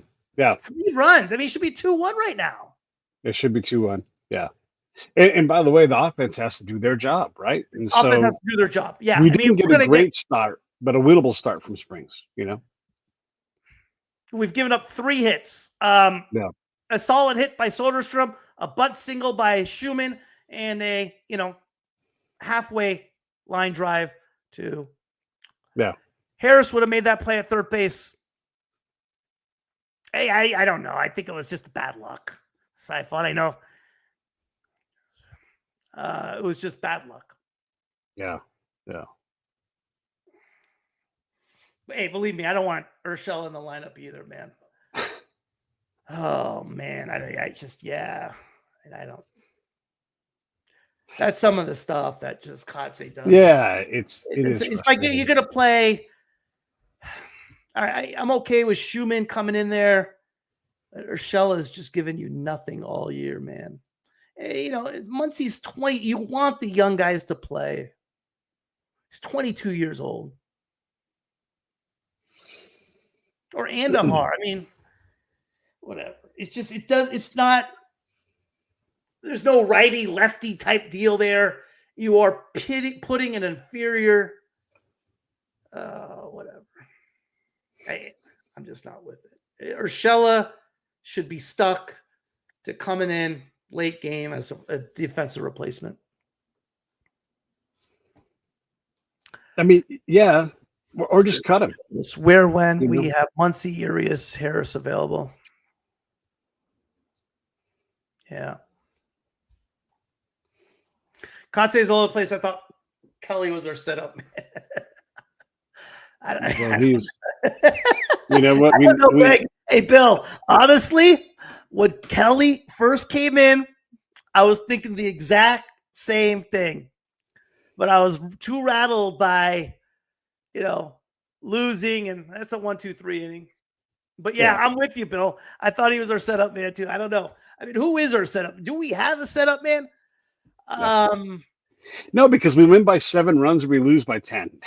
It's a mess, man. But I mean, who if we were to come in with the setup man, Justin Sterner pitched yesterday in garbage time when the game was 8-2. He pitched a useless night. Alvarado better not be our setup man. I don't care how he's been doing lately. That guy is on the verge of getting hit any day. Alvarado's not good. Ginn is not a setup. Hogan Harris, no. Newcomb's great against lefties. Yeah, who is our setup man? Yeah. Maybe they just want to get him some work.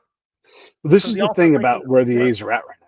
They've got to acquire the right kind of talent so they can build a bullpen that can do all of these things. And setup man aside, if you have a guy that comes in when you need him, right then we needed a guy, just stop everything. They're still in this game.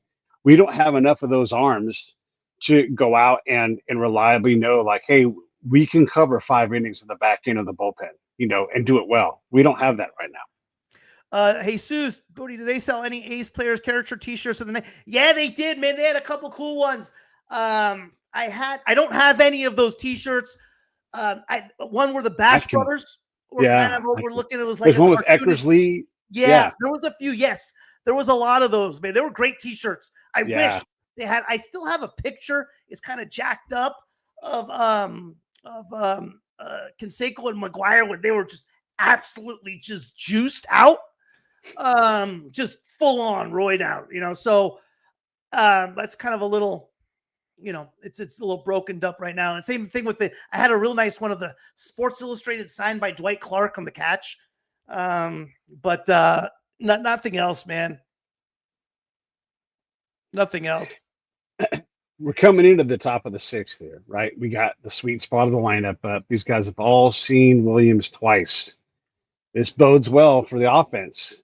Here's the time right now. They've paid the dividends. They've worked the accounts. He's at 80 pitches right now. Williams is gettable. Wilson, Kurtz, Rooker, Langelier, Soderstrom. That equals at least 2 runs if they can get to that part of the lineup. So says Pete. Yeah, you've been jinxing us all game. It's gonna run out of jinx power. How's Ferguson doing in Vegas? He's had a couple outings where his first couple outings were rough. As of late, he had a good outing last night. Let me tell you what he's officially doing, his numbers. I was just looking at it. 4 games, 5 innings pitched, 5 hits. So no runs, right? He has a 0 ERA now, but that's a little misleading. 5 runs, none earned. So make that how you want to hit it hard. Golly. Yeah. So he has a 0 ERA, but again, 5 runs, 0 earned. How that came about, I don't know. He still has 5 hits there too in 5 innings, which isn't good. Jerry Garcia limited hat. I have not seen that RDA. 1 out. I mean, just ain't that good. Ain't that good. Shoot, just come on. I mean,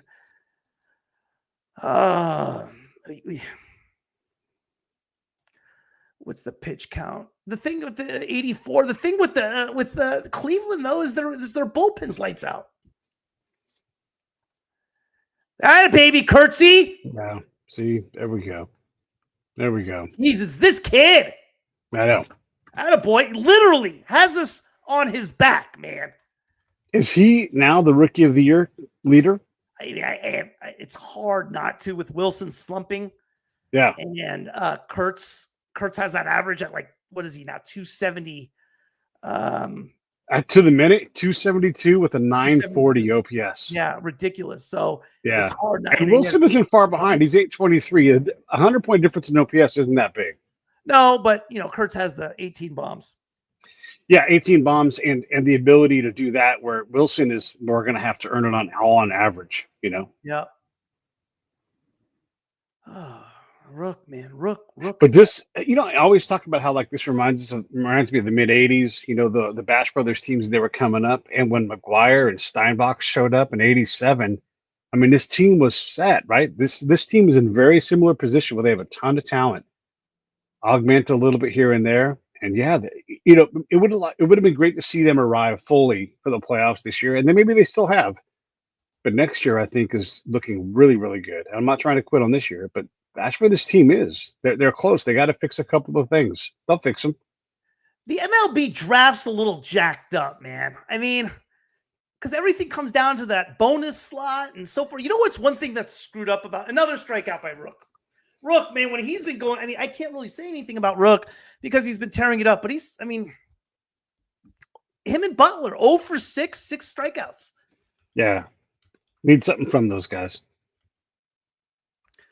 The thing with the MLB is you can't trade picks. Every other sport, you can trade picks. Yeah. You can't trade, like, for example, Luis Severino for a 2028 4th rounder. You know what I mean? You can't do any of that.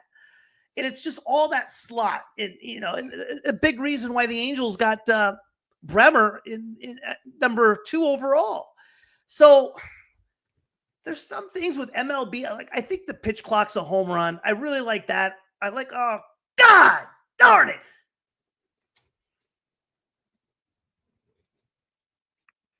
I think the pitch clock's a home run, but there's some things that it seems like would be easy fixes. Like The blackouts is stupid. The blackouts are stupid. Maybe you're trying to grow the grit game. Well, why do you do that? It's just dumb. I was paying for the Dodger package, and when I left market, all of a sudden I was blacked out, and I'm paying for the package. You know? Like, that's dumb. I should, if I buy the package, I have the package. I can watch it wherever I want. And for whatever reason, I wouldn't be able to do it. Maybe I screwed something up, but it wouldn't work for me. You know, I'd push watch now. They're like, nope, sorry, blacked out. And I'm like, what the fuck? It's like, come on, man. Yeah, it's frustrating.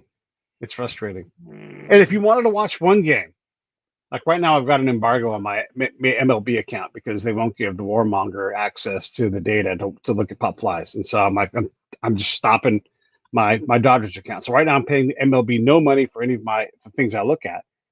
And I would pay for today's game, but I won't because they don't let me do that. I just want to buy today's game. You know, allow me to buy it for whatever it is, $2, whatever it's going to be. $2 would be $60 a month rate, right? That'd be fair. They only let you do that, and maybe no one cares about that. But well, they you know definitely have to fix it. What you can do, I haven't done it, but what you can do, you ever do my VPN? No, I haven't done that. So with my VPN, you just basically you change the location, and like you can get it. Like for example, if I want to get an A's game locally, I change the location in New York and be able to get it. Yeah, not that I would do that, but just saying that's what you know what you right. Yeah. There's always ways to do it. Yeah. When you look at the A's since they moved to California, they had two of the worst owners in professional sports. Is that Haas and Hoffman? Hoffman, you're talking about Hoffman shot Wolf and Fisher. Yeah. Well, you know, the A's deal, get a Fire Stick and download Cody. Okay. Yeah, I mean, they've made it clear Badeau is in now, huh? So who the hell are we going to be as our fifth starter? I don't know. But let me go back to Bill real quick here. That's a bunch of nonsense, man. You got to do better than that. When you say stuff like that, you have to have a command of what a good sports owner is and what a bad sports owner is, and then know about all the sports owners that are out there. Just to say something like that, got to do better than that. Because all of the owners put winners on the field. And if you don't want winners in the field, that's fine. But I think the standard is hire talent in the front office, put winners on the field. And if you want to say that's a bad owner, I don't agree with you. Finley, Charlie Finley. Yeah, I mean, I think it really comes down to what's the definition of a bad owner? Yeah, right. You know, because you could look at owners. So you could look at owners in two capacities, right? Let's say I had zero interest in baseball whatsoever. And let's say Major League Baseball was a publicly traded company, which it's not. But for this argument, let's say it was. And I didn't care about baseball. I would think John Fisher is the best owner, period, right? Because all he's thinking about is profit, profit, profit. Now, and I would think the Dodgers owners, well, they're probably, you know, they're, again, as far as revenue. Now, if I'm a baseball fan and I care about, hey, who we're signing, how are we going to get better on the field, how's the team, then I'm going to look and say, hey, or my baseball experience at the stadium, then I may look at Fisher and say, hey, be on Bill's side. He's one of the worst owners. The question is, what is the does it fall somewhere in the gray? As far as what a good owner is and what a bad owner is. Is it about profitability? Because any business you have outside of sports, your as far as what makes you successful, good or bad, is based on revenue.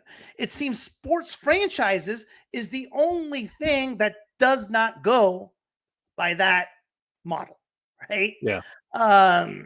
It goes by, you know, wins, losses, signing free agents, how much you spend, new stadium, etc. You know, I don't know. I don't know what the answer is on that. So, but we do see what bad owners might look like. You know, like the Marlins aren't owned and run well. You know, they've been trying to sort that out. They're in a tough market. The A's were stuck in a bad market, in a bad building. You know, while the Indians were thriving and signing guys and buying out their RBers, the A's were stuck in the Coliseum with nobody there, right? And so how do you do that? Was Finley a good owner or a bad owner? World championships. Oh my God. And then also hires Jocketty. I believe, who else did he hire? He hired a bunch of people who ran clubs decades later. I mean, that's a mark of a guy who does things. We overplay how much an owner is involved. Is George Steinbrenner a good owner or a bad owner? He got suspended from baseball, for doing things. He caused all kinds of infighting on his teams, but he won worlds. So is he a good owner or a bad owner? It's Carl Pohlad who got wealthy foreclosing on farms in Minnesota. Was he a good owner or a bad owner? I don't know. It's harder to say. And so we can't just say, oh, the A's had the worst owners. I don't know that that's true. Maybe they had some mediocre owners. And just because they don't buy the player that we want at the time or they trade a good player doesn't make them a bad owner, because that might be a bad GM. And the GM maybe is working under a frame that the owner sets, but we can't just say they're a bad owner. It's really barely about owners. It can help to have a good owner, but the Mets have spent way more money than the A's ever would have spent the last 50 years. And they have one Zero. Title. I'm saying in 50. 86, Yeah. Right. Yeah. Right. Yeah. And So they really it's haven't not had as many black and white as that. postseason appearances either. Yeah. No, right. And they've spent a ton of money. I mean, they spend A lot. a lot, So it's not just spending money. You have to spend money well, and you have to build a franchise. The Dodgers do well because they invest in that franchise top to bottom, but they also have unlimited revenue. They have Japan just buying tons of Dodgers things right now. And so you're competing with that. And their front office is light years ahead of everybody else. What the A's should do, they want to compete, is go start poaching front office talent out of the Dodgers organization, because they can't promote enough guys. What's up, Gravity? Which doesn't give Fisher a pass, right? Yeah. But we can't just say worst sports owner ever. You're going to have to. We have to do better than that, and the fans got to do better than that. We could say if he's the worst owner, then the A's are the worst fans the last 50 years. Right. You know, and if we want to wear that, then fine, let's do it. Yeah, if you're going to base it on that, and the idea of the worst fans base, I don't agree with that. I just don't think there was enough of them. And I'm not saying that that's the case, but some fan bases are above average, some are below, and there's no way around it. The A's are below average fan base, right? When you want to look at just straight averages, no question, question. And you could put that on Bay Area in general speaking, is a very, very, very bad fan base. Generally speaking. When you look, that's not a slight on the Bay Area. It's just what it is. Yeah, when you look at it compared to the rest of the country, right? You look at college football, right? There is not a worse fan base in college football than California. The only school really in all of California that has a good fan base is University of Southern California. That's it. Throughout the whole entire state, it's been like that for a long time. And I just think you have a lot of variety in California, in the Bay Area. There's a lot of different things to do. It's expensive to be out here. It's tough to get from spot to spot versus other places in the country. But yeah, I remember first worrying about attendance back in the late 90s. I never worried about attendance, man. Probably 10, 15 years ago. It wasn't long ago until I started looking at it. Boy, Soderstrom, get out. Nope, lazy fly ball. It felt like it was getting out. Top of 7, 5-1 here. I mean, Williams still in, still cruising, man. Just same thing, same story with this damn team. Same thing, same story. Same thing, same story. Phrase my family Walnut Creek and seeing Giants Clubhouse store in McCovey in downtown was concerning. That's a good call. Yeah. Not open anymore. No, not open anymore, right? Yeah. Which kind of goes to what you just talked about. Yeah. It's tough, man. We have so many nice things to do in the Bay Area. I don't live there now, but I live in California. There's just a lot of other things to do. I'm confident that there are as many people at an A's game as there are in a garage in the Bay Area working on a race car. There's so much racing culture out there. Yeah. Boats. You think there aren't more people on boats in the Bay Area that are at an A's game? It's nice to live there. There's a lot of things to do. There's a lot of things to do. There's a lot Yeah. of things to do. Absolutely. Absolutely. It's big too. Spread out. Yeah. So This isn't talked about much too. This is not the owner's fault. This is just how it is. The geography of the Bay doesn't make it easy to get to, well, at time Candlestick. But if you want to come from the north and go to an A's game, how are you going to get there? Are you going to go across the Richmond Bridge to drive all the way through Berkeley? I mean, come on, that's an over hour long commute to get to something that's 30 miles from you. And some places can do it, but it's just very hard to get to all of the crowd. yes. Yes. Yeah, 100%. And the Niners in Santa Clara is tough to get to now, man. That's a hike. It's just it's not really, everything's hard. I mean, even the thing that makes it easy for the Giants, which helps them a lot. Oh, what a play. Jesus. What a play. Is the train, obviously, is the train. Yeah. 5-1, seventh inning stretch. Yeah.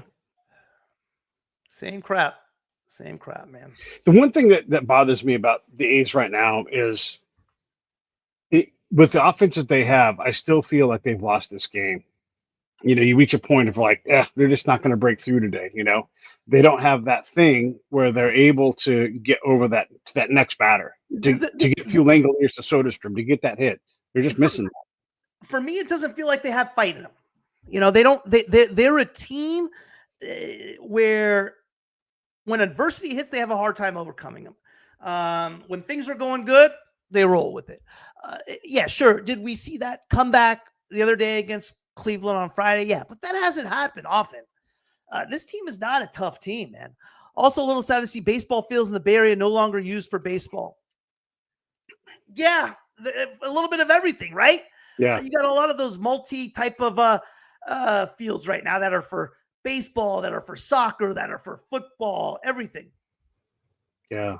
You think about this too, like if you're a parent, you do what your kid does. If your kid gets into motorcycle riding, which is bigger than it's ever been in the Bay Area, then you don't go to A's games, or Giants games. And you just do that thing. If your kid's into skateboarding, a lot of people skateboard in the Bay Area. That's what you do. You take your kid down to San Jose to that skate park. You're going over to the one in Berkeley, and you don't have time. You don't have time for baseball. And so that's the competition for people is hard, especially in a place where you can go outside and do anything you want. And California is one of those places. The whole thing is, how do you build a fan base? They don't go to the stadium very much. Not everybody wants to buy season tickets. And if the corporations don't support with boxes and luxury suites and luxury seats, money gets real short. And going back to the business side, Booney, if I'm like, hey, I'm trying my best to sell these box seats, boss, but I can't, because there's just no businesses close in the area that want to do it. It's awful hard to like justify spending a bunch of money on Gio Urshela, just because it might work out or something, just to spend money, right? Yeah. Ironically, the A's and Howard Turner would have the exact same issues signing free agents as the Giants, even at Oracle. Vegas will be a destination for I agree, Gravity. I think what mid-20s kid would not want to be in Vegas playing baseball every single day in that city with the money they have. I agree. I think Vegas is a home run. But, obviously we'll see. Yeah. Well, the owner has to figure out how to get it right. And I would say that they need some kind of celebrity owner. I mean, that's very common now. Celebrities are buying into F1. They're buying soccer teams. And these guys want to invest in things that win. The amount of money they could make, given on what the Raiders have just done, it's off the charts. So if you get a huge celebrity to be the celebrity face of this team and take that burden off of John Fisher, the organization gets better in an instant. Do they still do bicycle protests in the Bay Area, shutting down all traffic? I haven't seen it for a while, RD. I may not have been aware, but if there's something, they're not shy. I've seen it before in the last I don't remember exactly when I've seen it. I don't know where these hey, God bless you if you're going to go protest. Good for you. I have zero. Yeah. Like, I'm not going to be at no protest anytime soon for any Right. reason. Yeah. Exercise your rights for sure. I mean, good for you if you're doing it. Yeah. But yeah. 100 million in Vegas, Nevada goes farther. You think so? Yeah, I would say, oh, what a bomb that was. There we go. There's Bedeau. There's the Bedeau we know. Oh my God. 104 off the bat, 6-1. Well, since we're at a lull in the game, I just found out on my phone here that a good buddy of mine, Phil Green, passed away last night. He had ALS. Yeah, and he was a champion in the ALS world. Became very successful in helping to fight for that. And so I'd be a poor friend if I didn't introduce you to all to my friend Phil Green, who was an incredible man before he got ALS and taught me a lot about living. I live with ALS. We used to go on road trips together, which is not gentle work. That's hard work to do, to take him out. He's like, hey, I've got a great life. Every one of my days is great. And the day I die is going to be a great day. So this is it's my hat tip to Phil.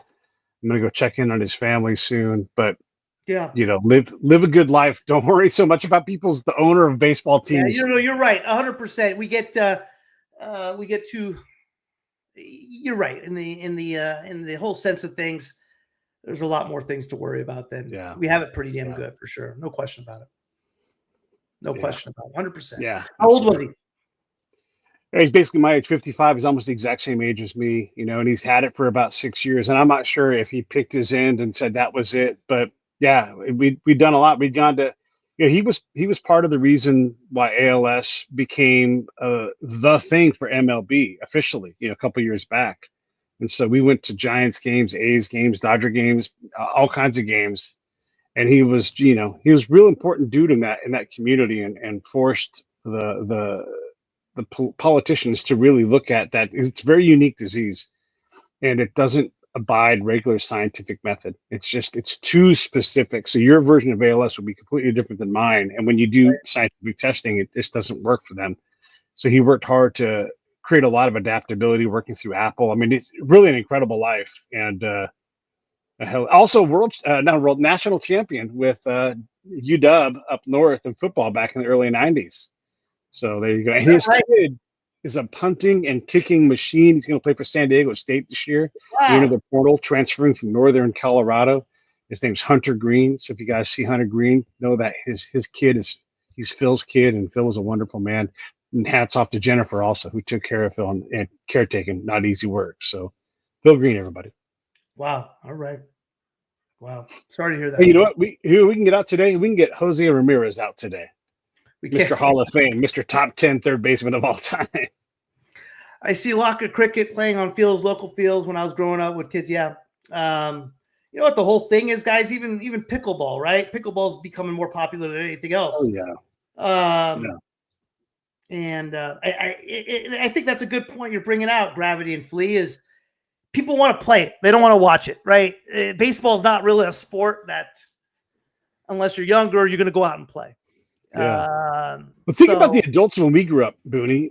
How many of them played a sport actively? Like none of them. Right. Now, all kinds of us play sports, and we're not done being athletes. Yeah. No one has picked up Seth Brown, Bill. I don't know where Seth Brown's playing right now, even if he is. I don't know what he's doing. He's collecting that money. He still has that money. Hey, good for him. Contract. My goal for every major leaguer is to get to that 10-year service time mark. I want all of them to get there. I don't root against any of these guys. Yep. Here we go. Top 8, guys. Bedeau. And we got top of the order. No, excuse me. We do not. We have 912. 912. So do you hit for Clark here and try to push? Or you let Clark bat and continue his development? The thing is, who do you like? You put Andahar? Let Andahar pinch hit for anybody, right? And then what do? You go Andahar, pinch hit for them, and then you put Schumann in center, and then you put Schumann in center, Andahar at third. No, Shell is at third. And Muncie at second. I guess you can go. So now they're calling each other off. Yeah, they're doing something. That's only taken 5 months to figure out until on Friday night they had the same issue, which is kind of nutty to me. I don't know how that constantly happens, man. That is just crazy, man. Did you now when you were deployed, did you watch any baseball or anything like that? I was pretty busy. My job was such that I had to do all the pre-work, the regular work, and the post work, and so I didn't have a lot of time. When it was possible to, and it wasn't always possible just because of technology, I would usually listen to MLB games while deployed. Some years they would have MLB would like just give us a subscription, and you'd be able to log in, or at least the international being in Iraq, it's like we don't know what to do with that, so they would just let us. So I listened to like Vin Scully and who I like to listen to the radio broadcast for the most part. So I would put it on if I had time and it was quiet and I needed some background noise. That was the primary stuff. So in the chow hall, it always had some kind of sporting channel on, and you could do that. One of the chow halls on the main is a post complex in Baghdad proper. Many camps in one big camp, and one of them had a sports themed chow house that had like Alabama blanket and had all these big blankets from all the big schools. And someone up in the back of the rafters, almost in the kitchen, put a regular sized pennant up in this gigantic tent, huge tent, and all these huge, blanket sized things, and they put a Cal State Hayward pennant, and I'm like, that's my school. And I was like, I can't believe there's someone else here. Because even then it was Cal State East Bay, but there was this tiny like bedroom sized pennant up there. But yeah, I mean a little bit. Hayward State first, huh? Hayward State it started. Yeah. I went to Hayward State for a quarter. There we go, Denzel. Yeah. Thank you for your service, Pete. Oh, thanks, man. I appreciate it. Yeah. But yeah, I mean, I was always aware. I kept track of baseball. Like it was one of my pastimes legitimately where I wanted to read about something else than I would read about baseball. So I kept track as best I could, but I couldn't be I learned a lot more about that time after that time than when I was actually. I know what you mean. Yeah. But Denzel's series, man, 5 for 10, 2 runs, 3 doubles, a triple. Pretty damn good.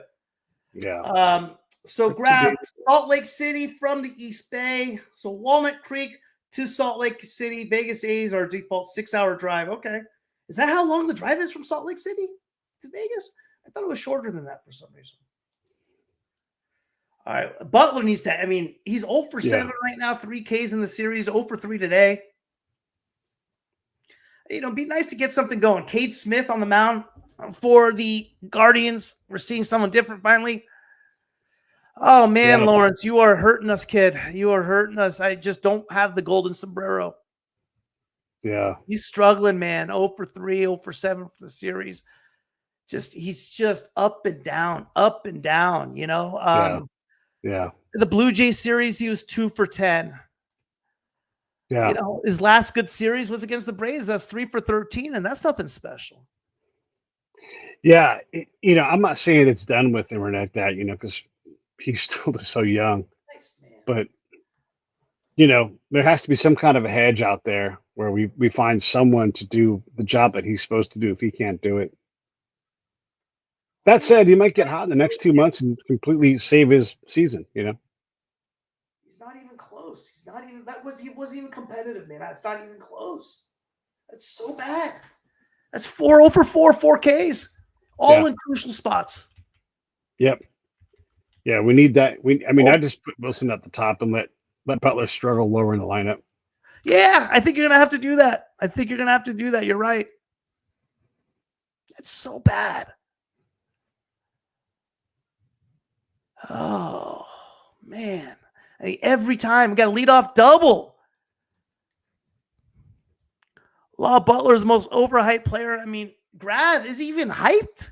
I don't even know if he's hyped anymore. I don't even know if he's hyped. I don't even know if he's gotten to the hype part.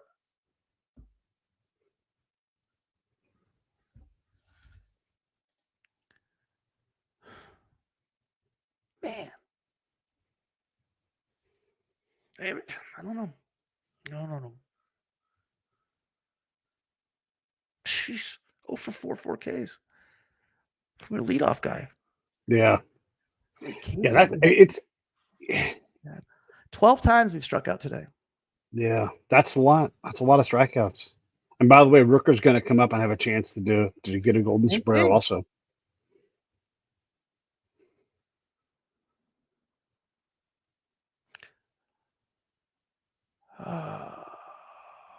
All right, and another rough day for Wilson, man.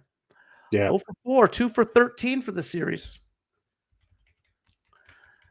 2 for 13 for Wilson this series. And against the Blue Jays, he was 2 for 9. That's 4 for 22. Against the Braves, he didn't play. Well, there you go. We're going to be all right here. Going to get another one. Attaboy Kurtz. Yeah. Another double for Kurtz. Atta kid. Kid's unreal. Yeah. You talked to Timmy Fitz from the Single A Ports? A while. I still follow the Ports a lot, religiously, but I haven't talked to Timmy Fitz, no. How about freaking Kurtz, man? 2 doubles. Kurtz is now 7 for 12, 3 doubles, 4 RBIs. Pretty impressive. Yeah. Yeah. I don't want to get too crazy here, but, we're owed a lot of hits in this game. So having a 2-out rally here, not impossible. Be nice to see. I keep waiting for the middle of the lineup to come through. A little bit of it has happened. But also, we could see Rooker strike out for the 4th time today, and I hope that's not the case. It's funny, in the win column, the A's, they aren't that far back from Cleveland. Cleveland, not that long ago, was competing, with the Tigers, for the league lead, and the Tigers have pulled away quite a bit, but they're sort of close. If the A's can just get a little bit better at winning games, just a little bit, 500 is absolutely possible before the end of the year. Strikeout, man. Yeah, but not when you have 2 guys with golden sombreros. 4 days with Rooker, Jesus, man. Man.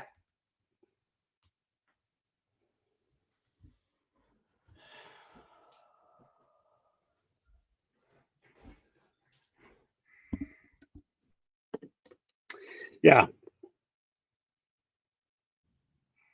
Yeah, for sure, Bill. Why not? Why not? Yeah. I think everything's in play on this team. Kurtz has first base pretty much locked down, right? But and I guess Wilson that short. He has that. Wilson's that short, right? So you need someone to be Wilson's caddy reliably, and then everything else is open. Every other position's in competition, including Langoliers. So why not? Including Langoliers. Yeah. 0 for 8, 8 Ks for those two. Yeah. I mean that's Wilson. Look at Butler, Wilson, and Rooker. 0 for 12, 8 Ks. Yeah. Let's take it one step further. Butler, Wilson, Rooker, Langoliers.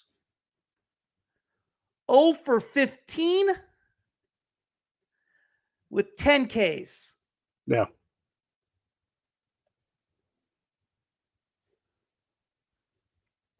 I don't mind Wilson being 0 for 4 because his game is to make contact, and put the ball in play. And that's going to work out great some nights, and some nights it's not. That's his job, is to get the ball in play, and he's doing that. So that's fine.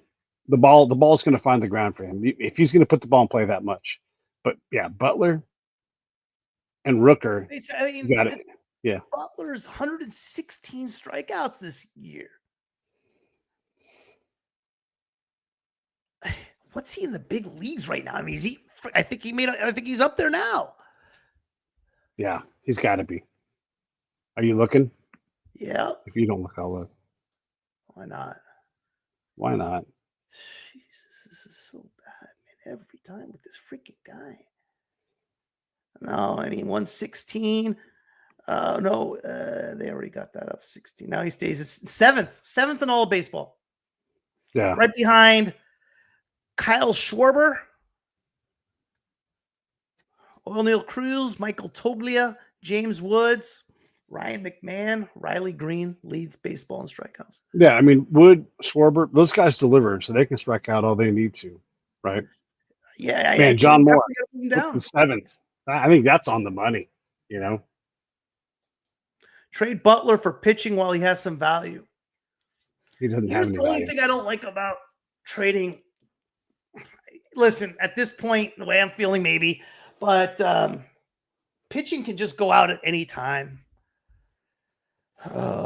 Get hurt. Hey, take care, Graf. Thanks for cruising. Bedeau, 3-1. It's just. And what are you going to get for Butler? You got a guy that is That's the thing. all potential, Right. you know? So you're trading a project. It's just, yeah, he's having really just a rough. I mean, what's his Ask me after the game, and I'll be all positive about him again. Like, I'll give him time.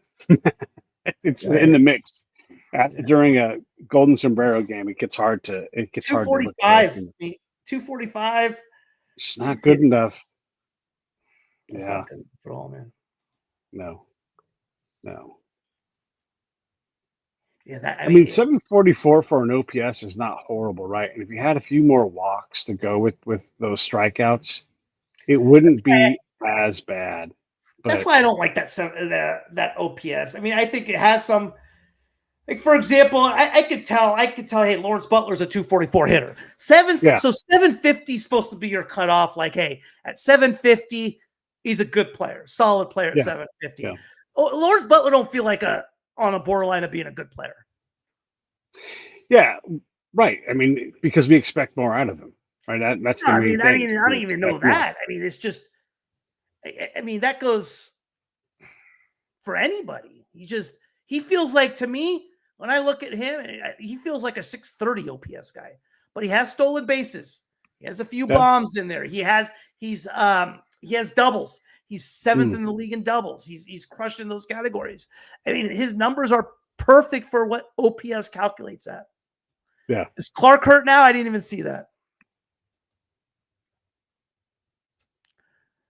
So just to keep in mind, I'm looking right now at the numbers. The average OPS right now for the league in the AL is 717. Is it really? So that's where average is today. Is he I guess he's an average player. Yeah, maybe that's about right. Well, he's better than. I mean, look, the top, and this is on team, right? But that's how you work these things.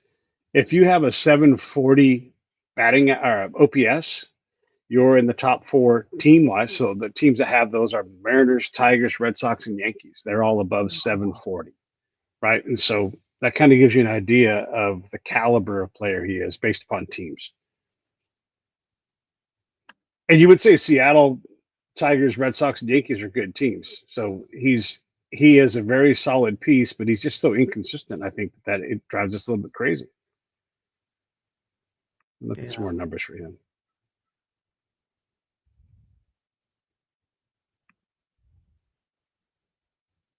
Yeah, this is as of yesterday. He's 4th in the league in strikeouts, and now maybe 2nd after today because he was closely bunched. That is not very good. What is he good at? He's got a lot of total bases. He does that well.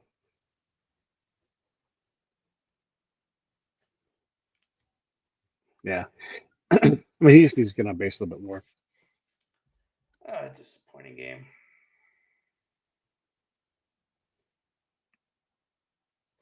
What is our numbers today? I mean, we've got how many knocks? Unreal. 2, 3, 5, 6 hits today. 4 by Kurtz and Schumann. Yeah. Kurtz, look at this series: 7 for 12, 4 runs, 3 Jeez. doubles, a triple. He wants to homer, keep 4 facing the RBIs. Indians. He's like, give me more. Give me more Indians.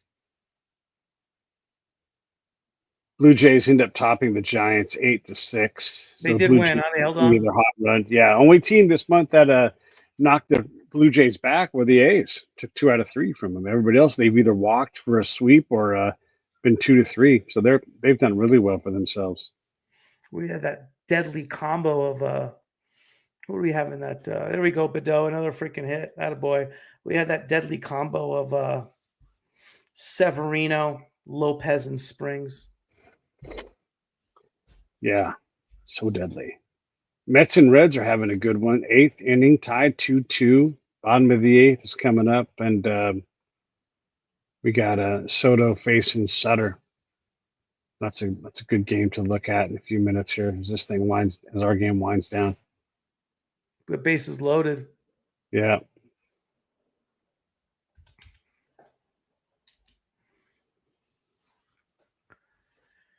Oh. And tomorrow we got tomorrow the A's are in Texas. Jacob Lopez against Jack Leiter. 5:05 first pitch tomorrow. Did we announce the Good start? chance for the A's to take on an intra-division rival, right? Pick up 2 wins, make up some ground on the division. And then we're undecided against DeGrom. Bullpen game. I'll throw him. Wonder if JJ Blade will tonight in Vegas or he'll fly out to join the team. Why was he for who? For Denzel? Is Denzel that hurt? I haven't heard any news, RD. I haven't seen that he's hurt at all. I'm sure he is. I believe you. I don't know how serious or what, but that's a bomb. Sack fly, 7-2. Bottom of the order.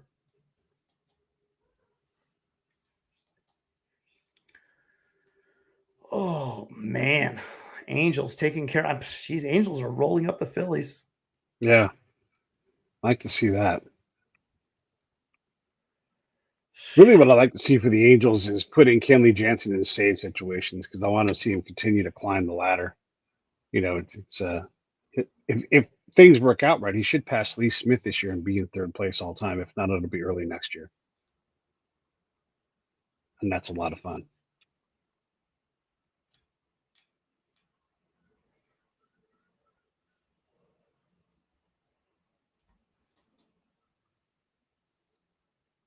Base hit. 8-2. Now it's a blowout. Yeah. Come on, Badeau. He pulled up running the bases. So. But wasn't that him in center who just fielded it? No. Clark's out of the game for sure. Is he? Yeah, show him in his center field right now. Yeah, that's Schumann. Yeah, I don't know.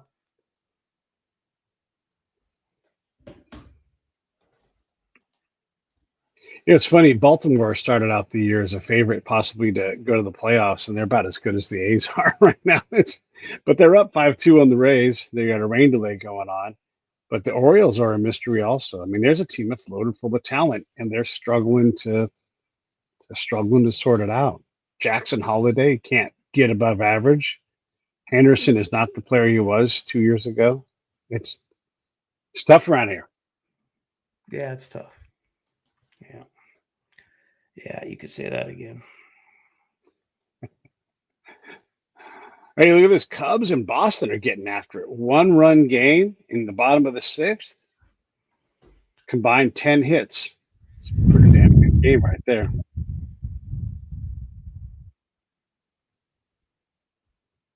All right. 6th in the 9th.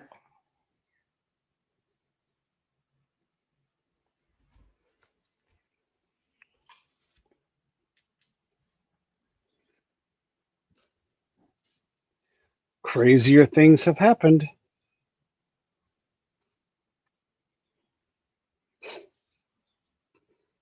We got 11 days to the trading deadline, man. 11 days, man. It's going to be interesting to see what happens. I think it's going to be a quiet deadline. I've said that for a while. Yeah. But, just don't overmake any moves. If it's not the right move, just hold pat. Yeah. Yeah, but maybe DFA somebody if you can. And then if they... The question is like who, right? So... Yeah. Who do you DFA? Hey, keep in mind that you may have to trade them for a low return to somewhere else, or you may just lose them and pay them to be gone. But you got to get these young guys up. Well, DFA. I mean, who would you? I mean, the only guy I'm thinking that we could DFA. We DFA'd Pareda. Yesterday, I think it was, and I think what's his name? Cortez took a spot on the 40 man, I believe, if I'm not mistaken. Who do you DFA? Logan Davidson really hasn't been that guy. 27 years old. He's JJ Blade. You also got to have someone that you want to bring up and get on the field. Right, and that's what I'm looking at right now. I mean, there's nobody. And we just don't have much in the minor leagues right. I mean, is there anybody in the system right now? The only guy, and he's slumping like crazy, is Brett Harris. I want to take a look at Carlos Cortez. Colby Thomas ain't the guy. He's had his shot. Mason, I mean, Daryl Hernandez, we kind of know what we're getting from him. How about Double-A? Who's down there that maybe could be pulled up? Nobody. Nobody really. Yeah. No, I mean, you got some good young talent. You got Henry Bolte, but he's hitting 275, struck out 93 times. He's stolen, he's stolen 31 bases. He's 21 years old, young kid. But the jump is so huge. So it's like if these guys aren't dominating in AAA, especially in Vegas in that league where it's hitter friendly, they're not going to. I was thinking about pitchers too, though. I mean, we don't have anybody. Zero. You don't think it's anybody worth pulling up? Nope, not one. So my whole thing on the pulling up is you gotta, if he started pitching in Vegas, he's gotten hit too. Yeah. Woldichuk has pitched. He's gotten hit. The guy's just. I'm with you. 5 games. He started 5 games. 12 and a third innings. 9 hits. 14 runs. 13 I saw the double by Langoliers finally getting himself on base. Walks. 13 Ks. ERA 9.49. 0-3. So Gustavo Rodriguez, he's been killing it. I'm not opposed to that. That's the only guy I would go with. Is probably Rodriguez. Good call there. I mean, but he spent some time. I mean, he's come up too, right? He's been in Double-A. 9 games, 10 and a third, 7 hits, 1 run, 0.087 ERA. I'm all right with that. Ben Bowden. Yeah. The thing with Ben Bowden is, way to go, Soderstrom. That boy. Thing with Ben Bowden, 30 years old, right? 30 years old. 1.41 year. He's good. He's had a hell of a year. He deserves a shot. No question. No question. It's literally like Maldonado's having a good year, but when he was up here, he got hit. Brady Bosso's been hurt. He hasn't pitched at all. Carlos Duran's getting banged around. Estuary Ruiz, that's the guy we got in the Duran trade, is up with the Dodgers now. Crazy. Morales has gotten hit. I don't think you could jump anybody from Double-A all the way to the majors. No one we're starting their clock for, at least. That's for sure. Doesn't sound like it. Mm-mm. But I look too. I kind of saw the same thing, but it sounds like we're of the same mind there. There's we got Kurtz this year. We got Wilson this year. Those guys have been gangbusters. Oh, way to go, Gio. Attaboy. Yeah, no, you're right. I mean, nobody. Attaboy, Gio. Easy to make some. Yeah, yes, sir. Absolutely. Hey, Russell, no one you're going to be debating on your podcast anytime soon with this A's team as far as getting on the Hall of Fame. I'll tell you that. Definitely No check one out will be Russell's debating anytime podcast, soon. A Case for the Hall of The case Fame. for the Hall of Fame. Hey, there Super ain't a good. case to be made on this freaking team. Not one. It's unreal. Don't worry about that. No worries there. Good to see Russell checking in, man. That's awesome. I He was love at the that dude. All-Star He's game. a lot of fun. Russell's an all-star for us. He loves the A's, puts a great show together. I'd like to see Schumann here just scratch a base hit together and extend the inning. Oh, that's right. Urshela Kane. Oh, leadoff double. Yep. And that's the thing is like Soderstrom looks good on the day, right? 1 for 4, 1 run, but the timing, we didn't have the timing to get that hit when we needed it, or that second hit. And, this is like a thing that the A's are going to get better at doing is finding that next hit. Soderstrom was 1 for 10 in the series. Yeah. He stinks. Urshela 0 for 5 with 2 Ks. Is that all he has is 2 Ks? Good for you, Gio. Nice series, bud. Thought he struck out more than that. This is unreal. I mean, Shea, hey, way to go, Shea. He's had a good series, man. I mean, shoot, 6 for 13, 3 doubles, 2 bombs. Can't say anything about Shea. Nope. The other day, Brian Wetzel and I did a show on catchers, and I was amazed at how few people can play catcher for any length of time. I know it sounds obvious, but it's incredible just to even play 1,000 games at catcher. Like it makes you just an elite player in the history of baseball. And that'll do it.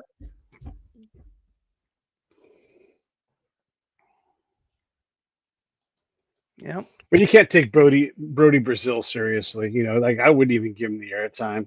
He's not a serious person, and his news is tainted. You can tell what he's trying to do. He's trying to lather up people that are anti-A's fans. So don't give him any air.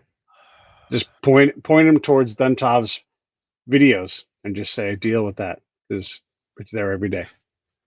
Yeah, he does a good job on those videos. Well, that was disappointing, guys. Baseball on a Sunday afternoon. Nothing disappointing about that, Booney. That's true. A good day. That is true. Day. That is true. Thank you for submitting Raiders Things to the channel videos. An hour long. You'll zoom in on everything that's going on. Yeah. Yep. You sure will. Well, tomorrow, guys, 5:10. First pitch. I don't think there's much to say on this one. Pete, thanks for letting me hang out with you, Booney. And another hat tip to my buddy Phil Green. God bless and good life. Absolutely. Yeah. Absolutely. All right, guys, 5:10 tomorrow. Pete, thank you as always, my friend. It's always a pleasure. Yeah. Thanks for having me. Take care, pal.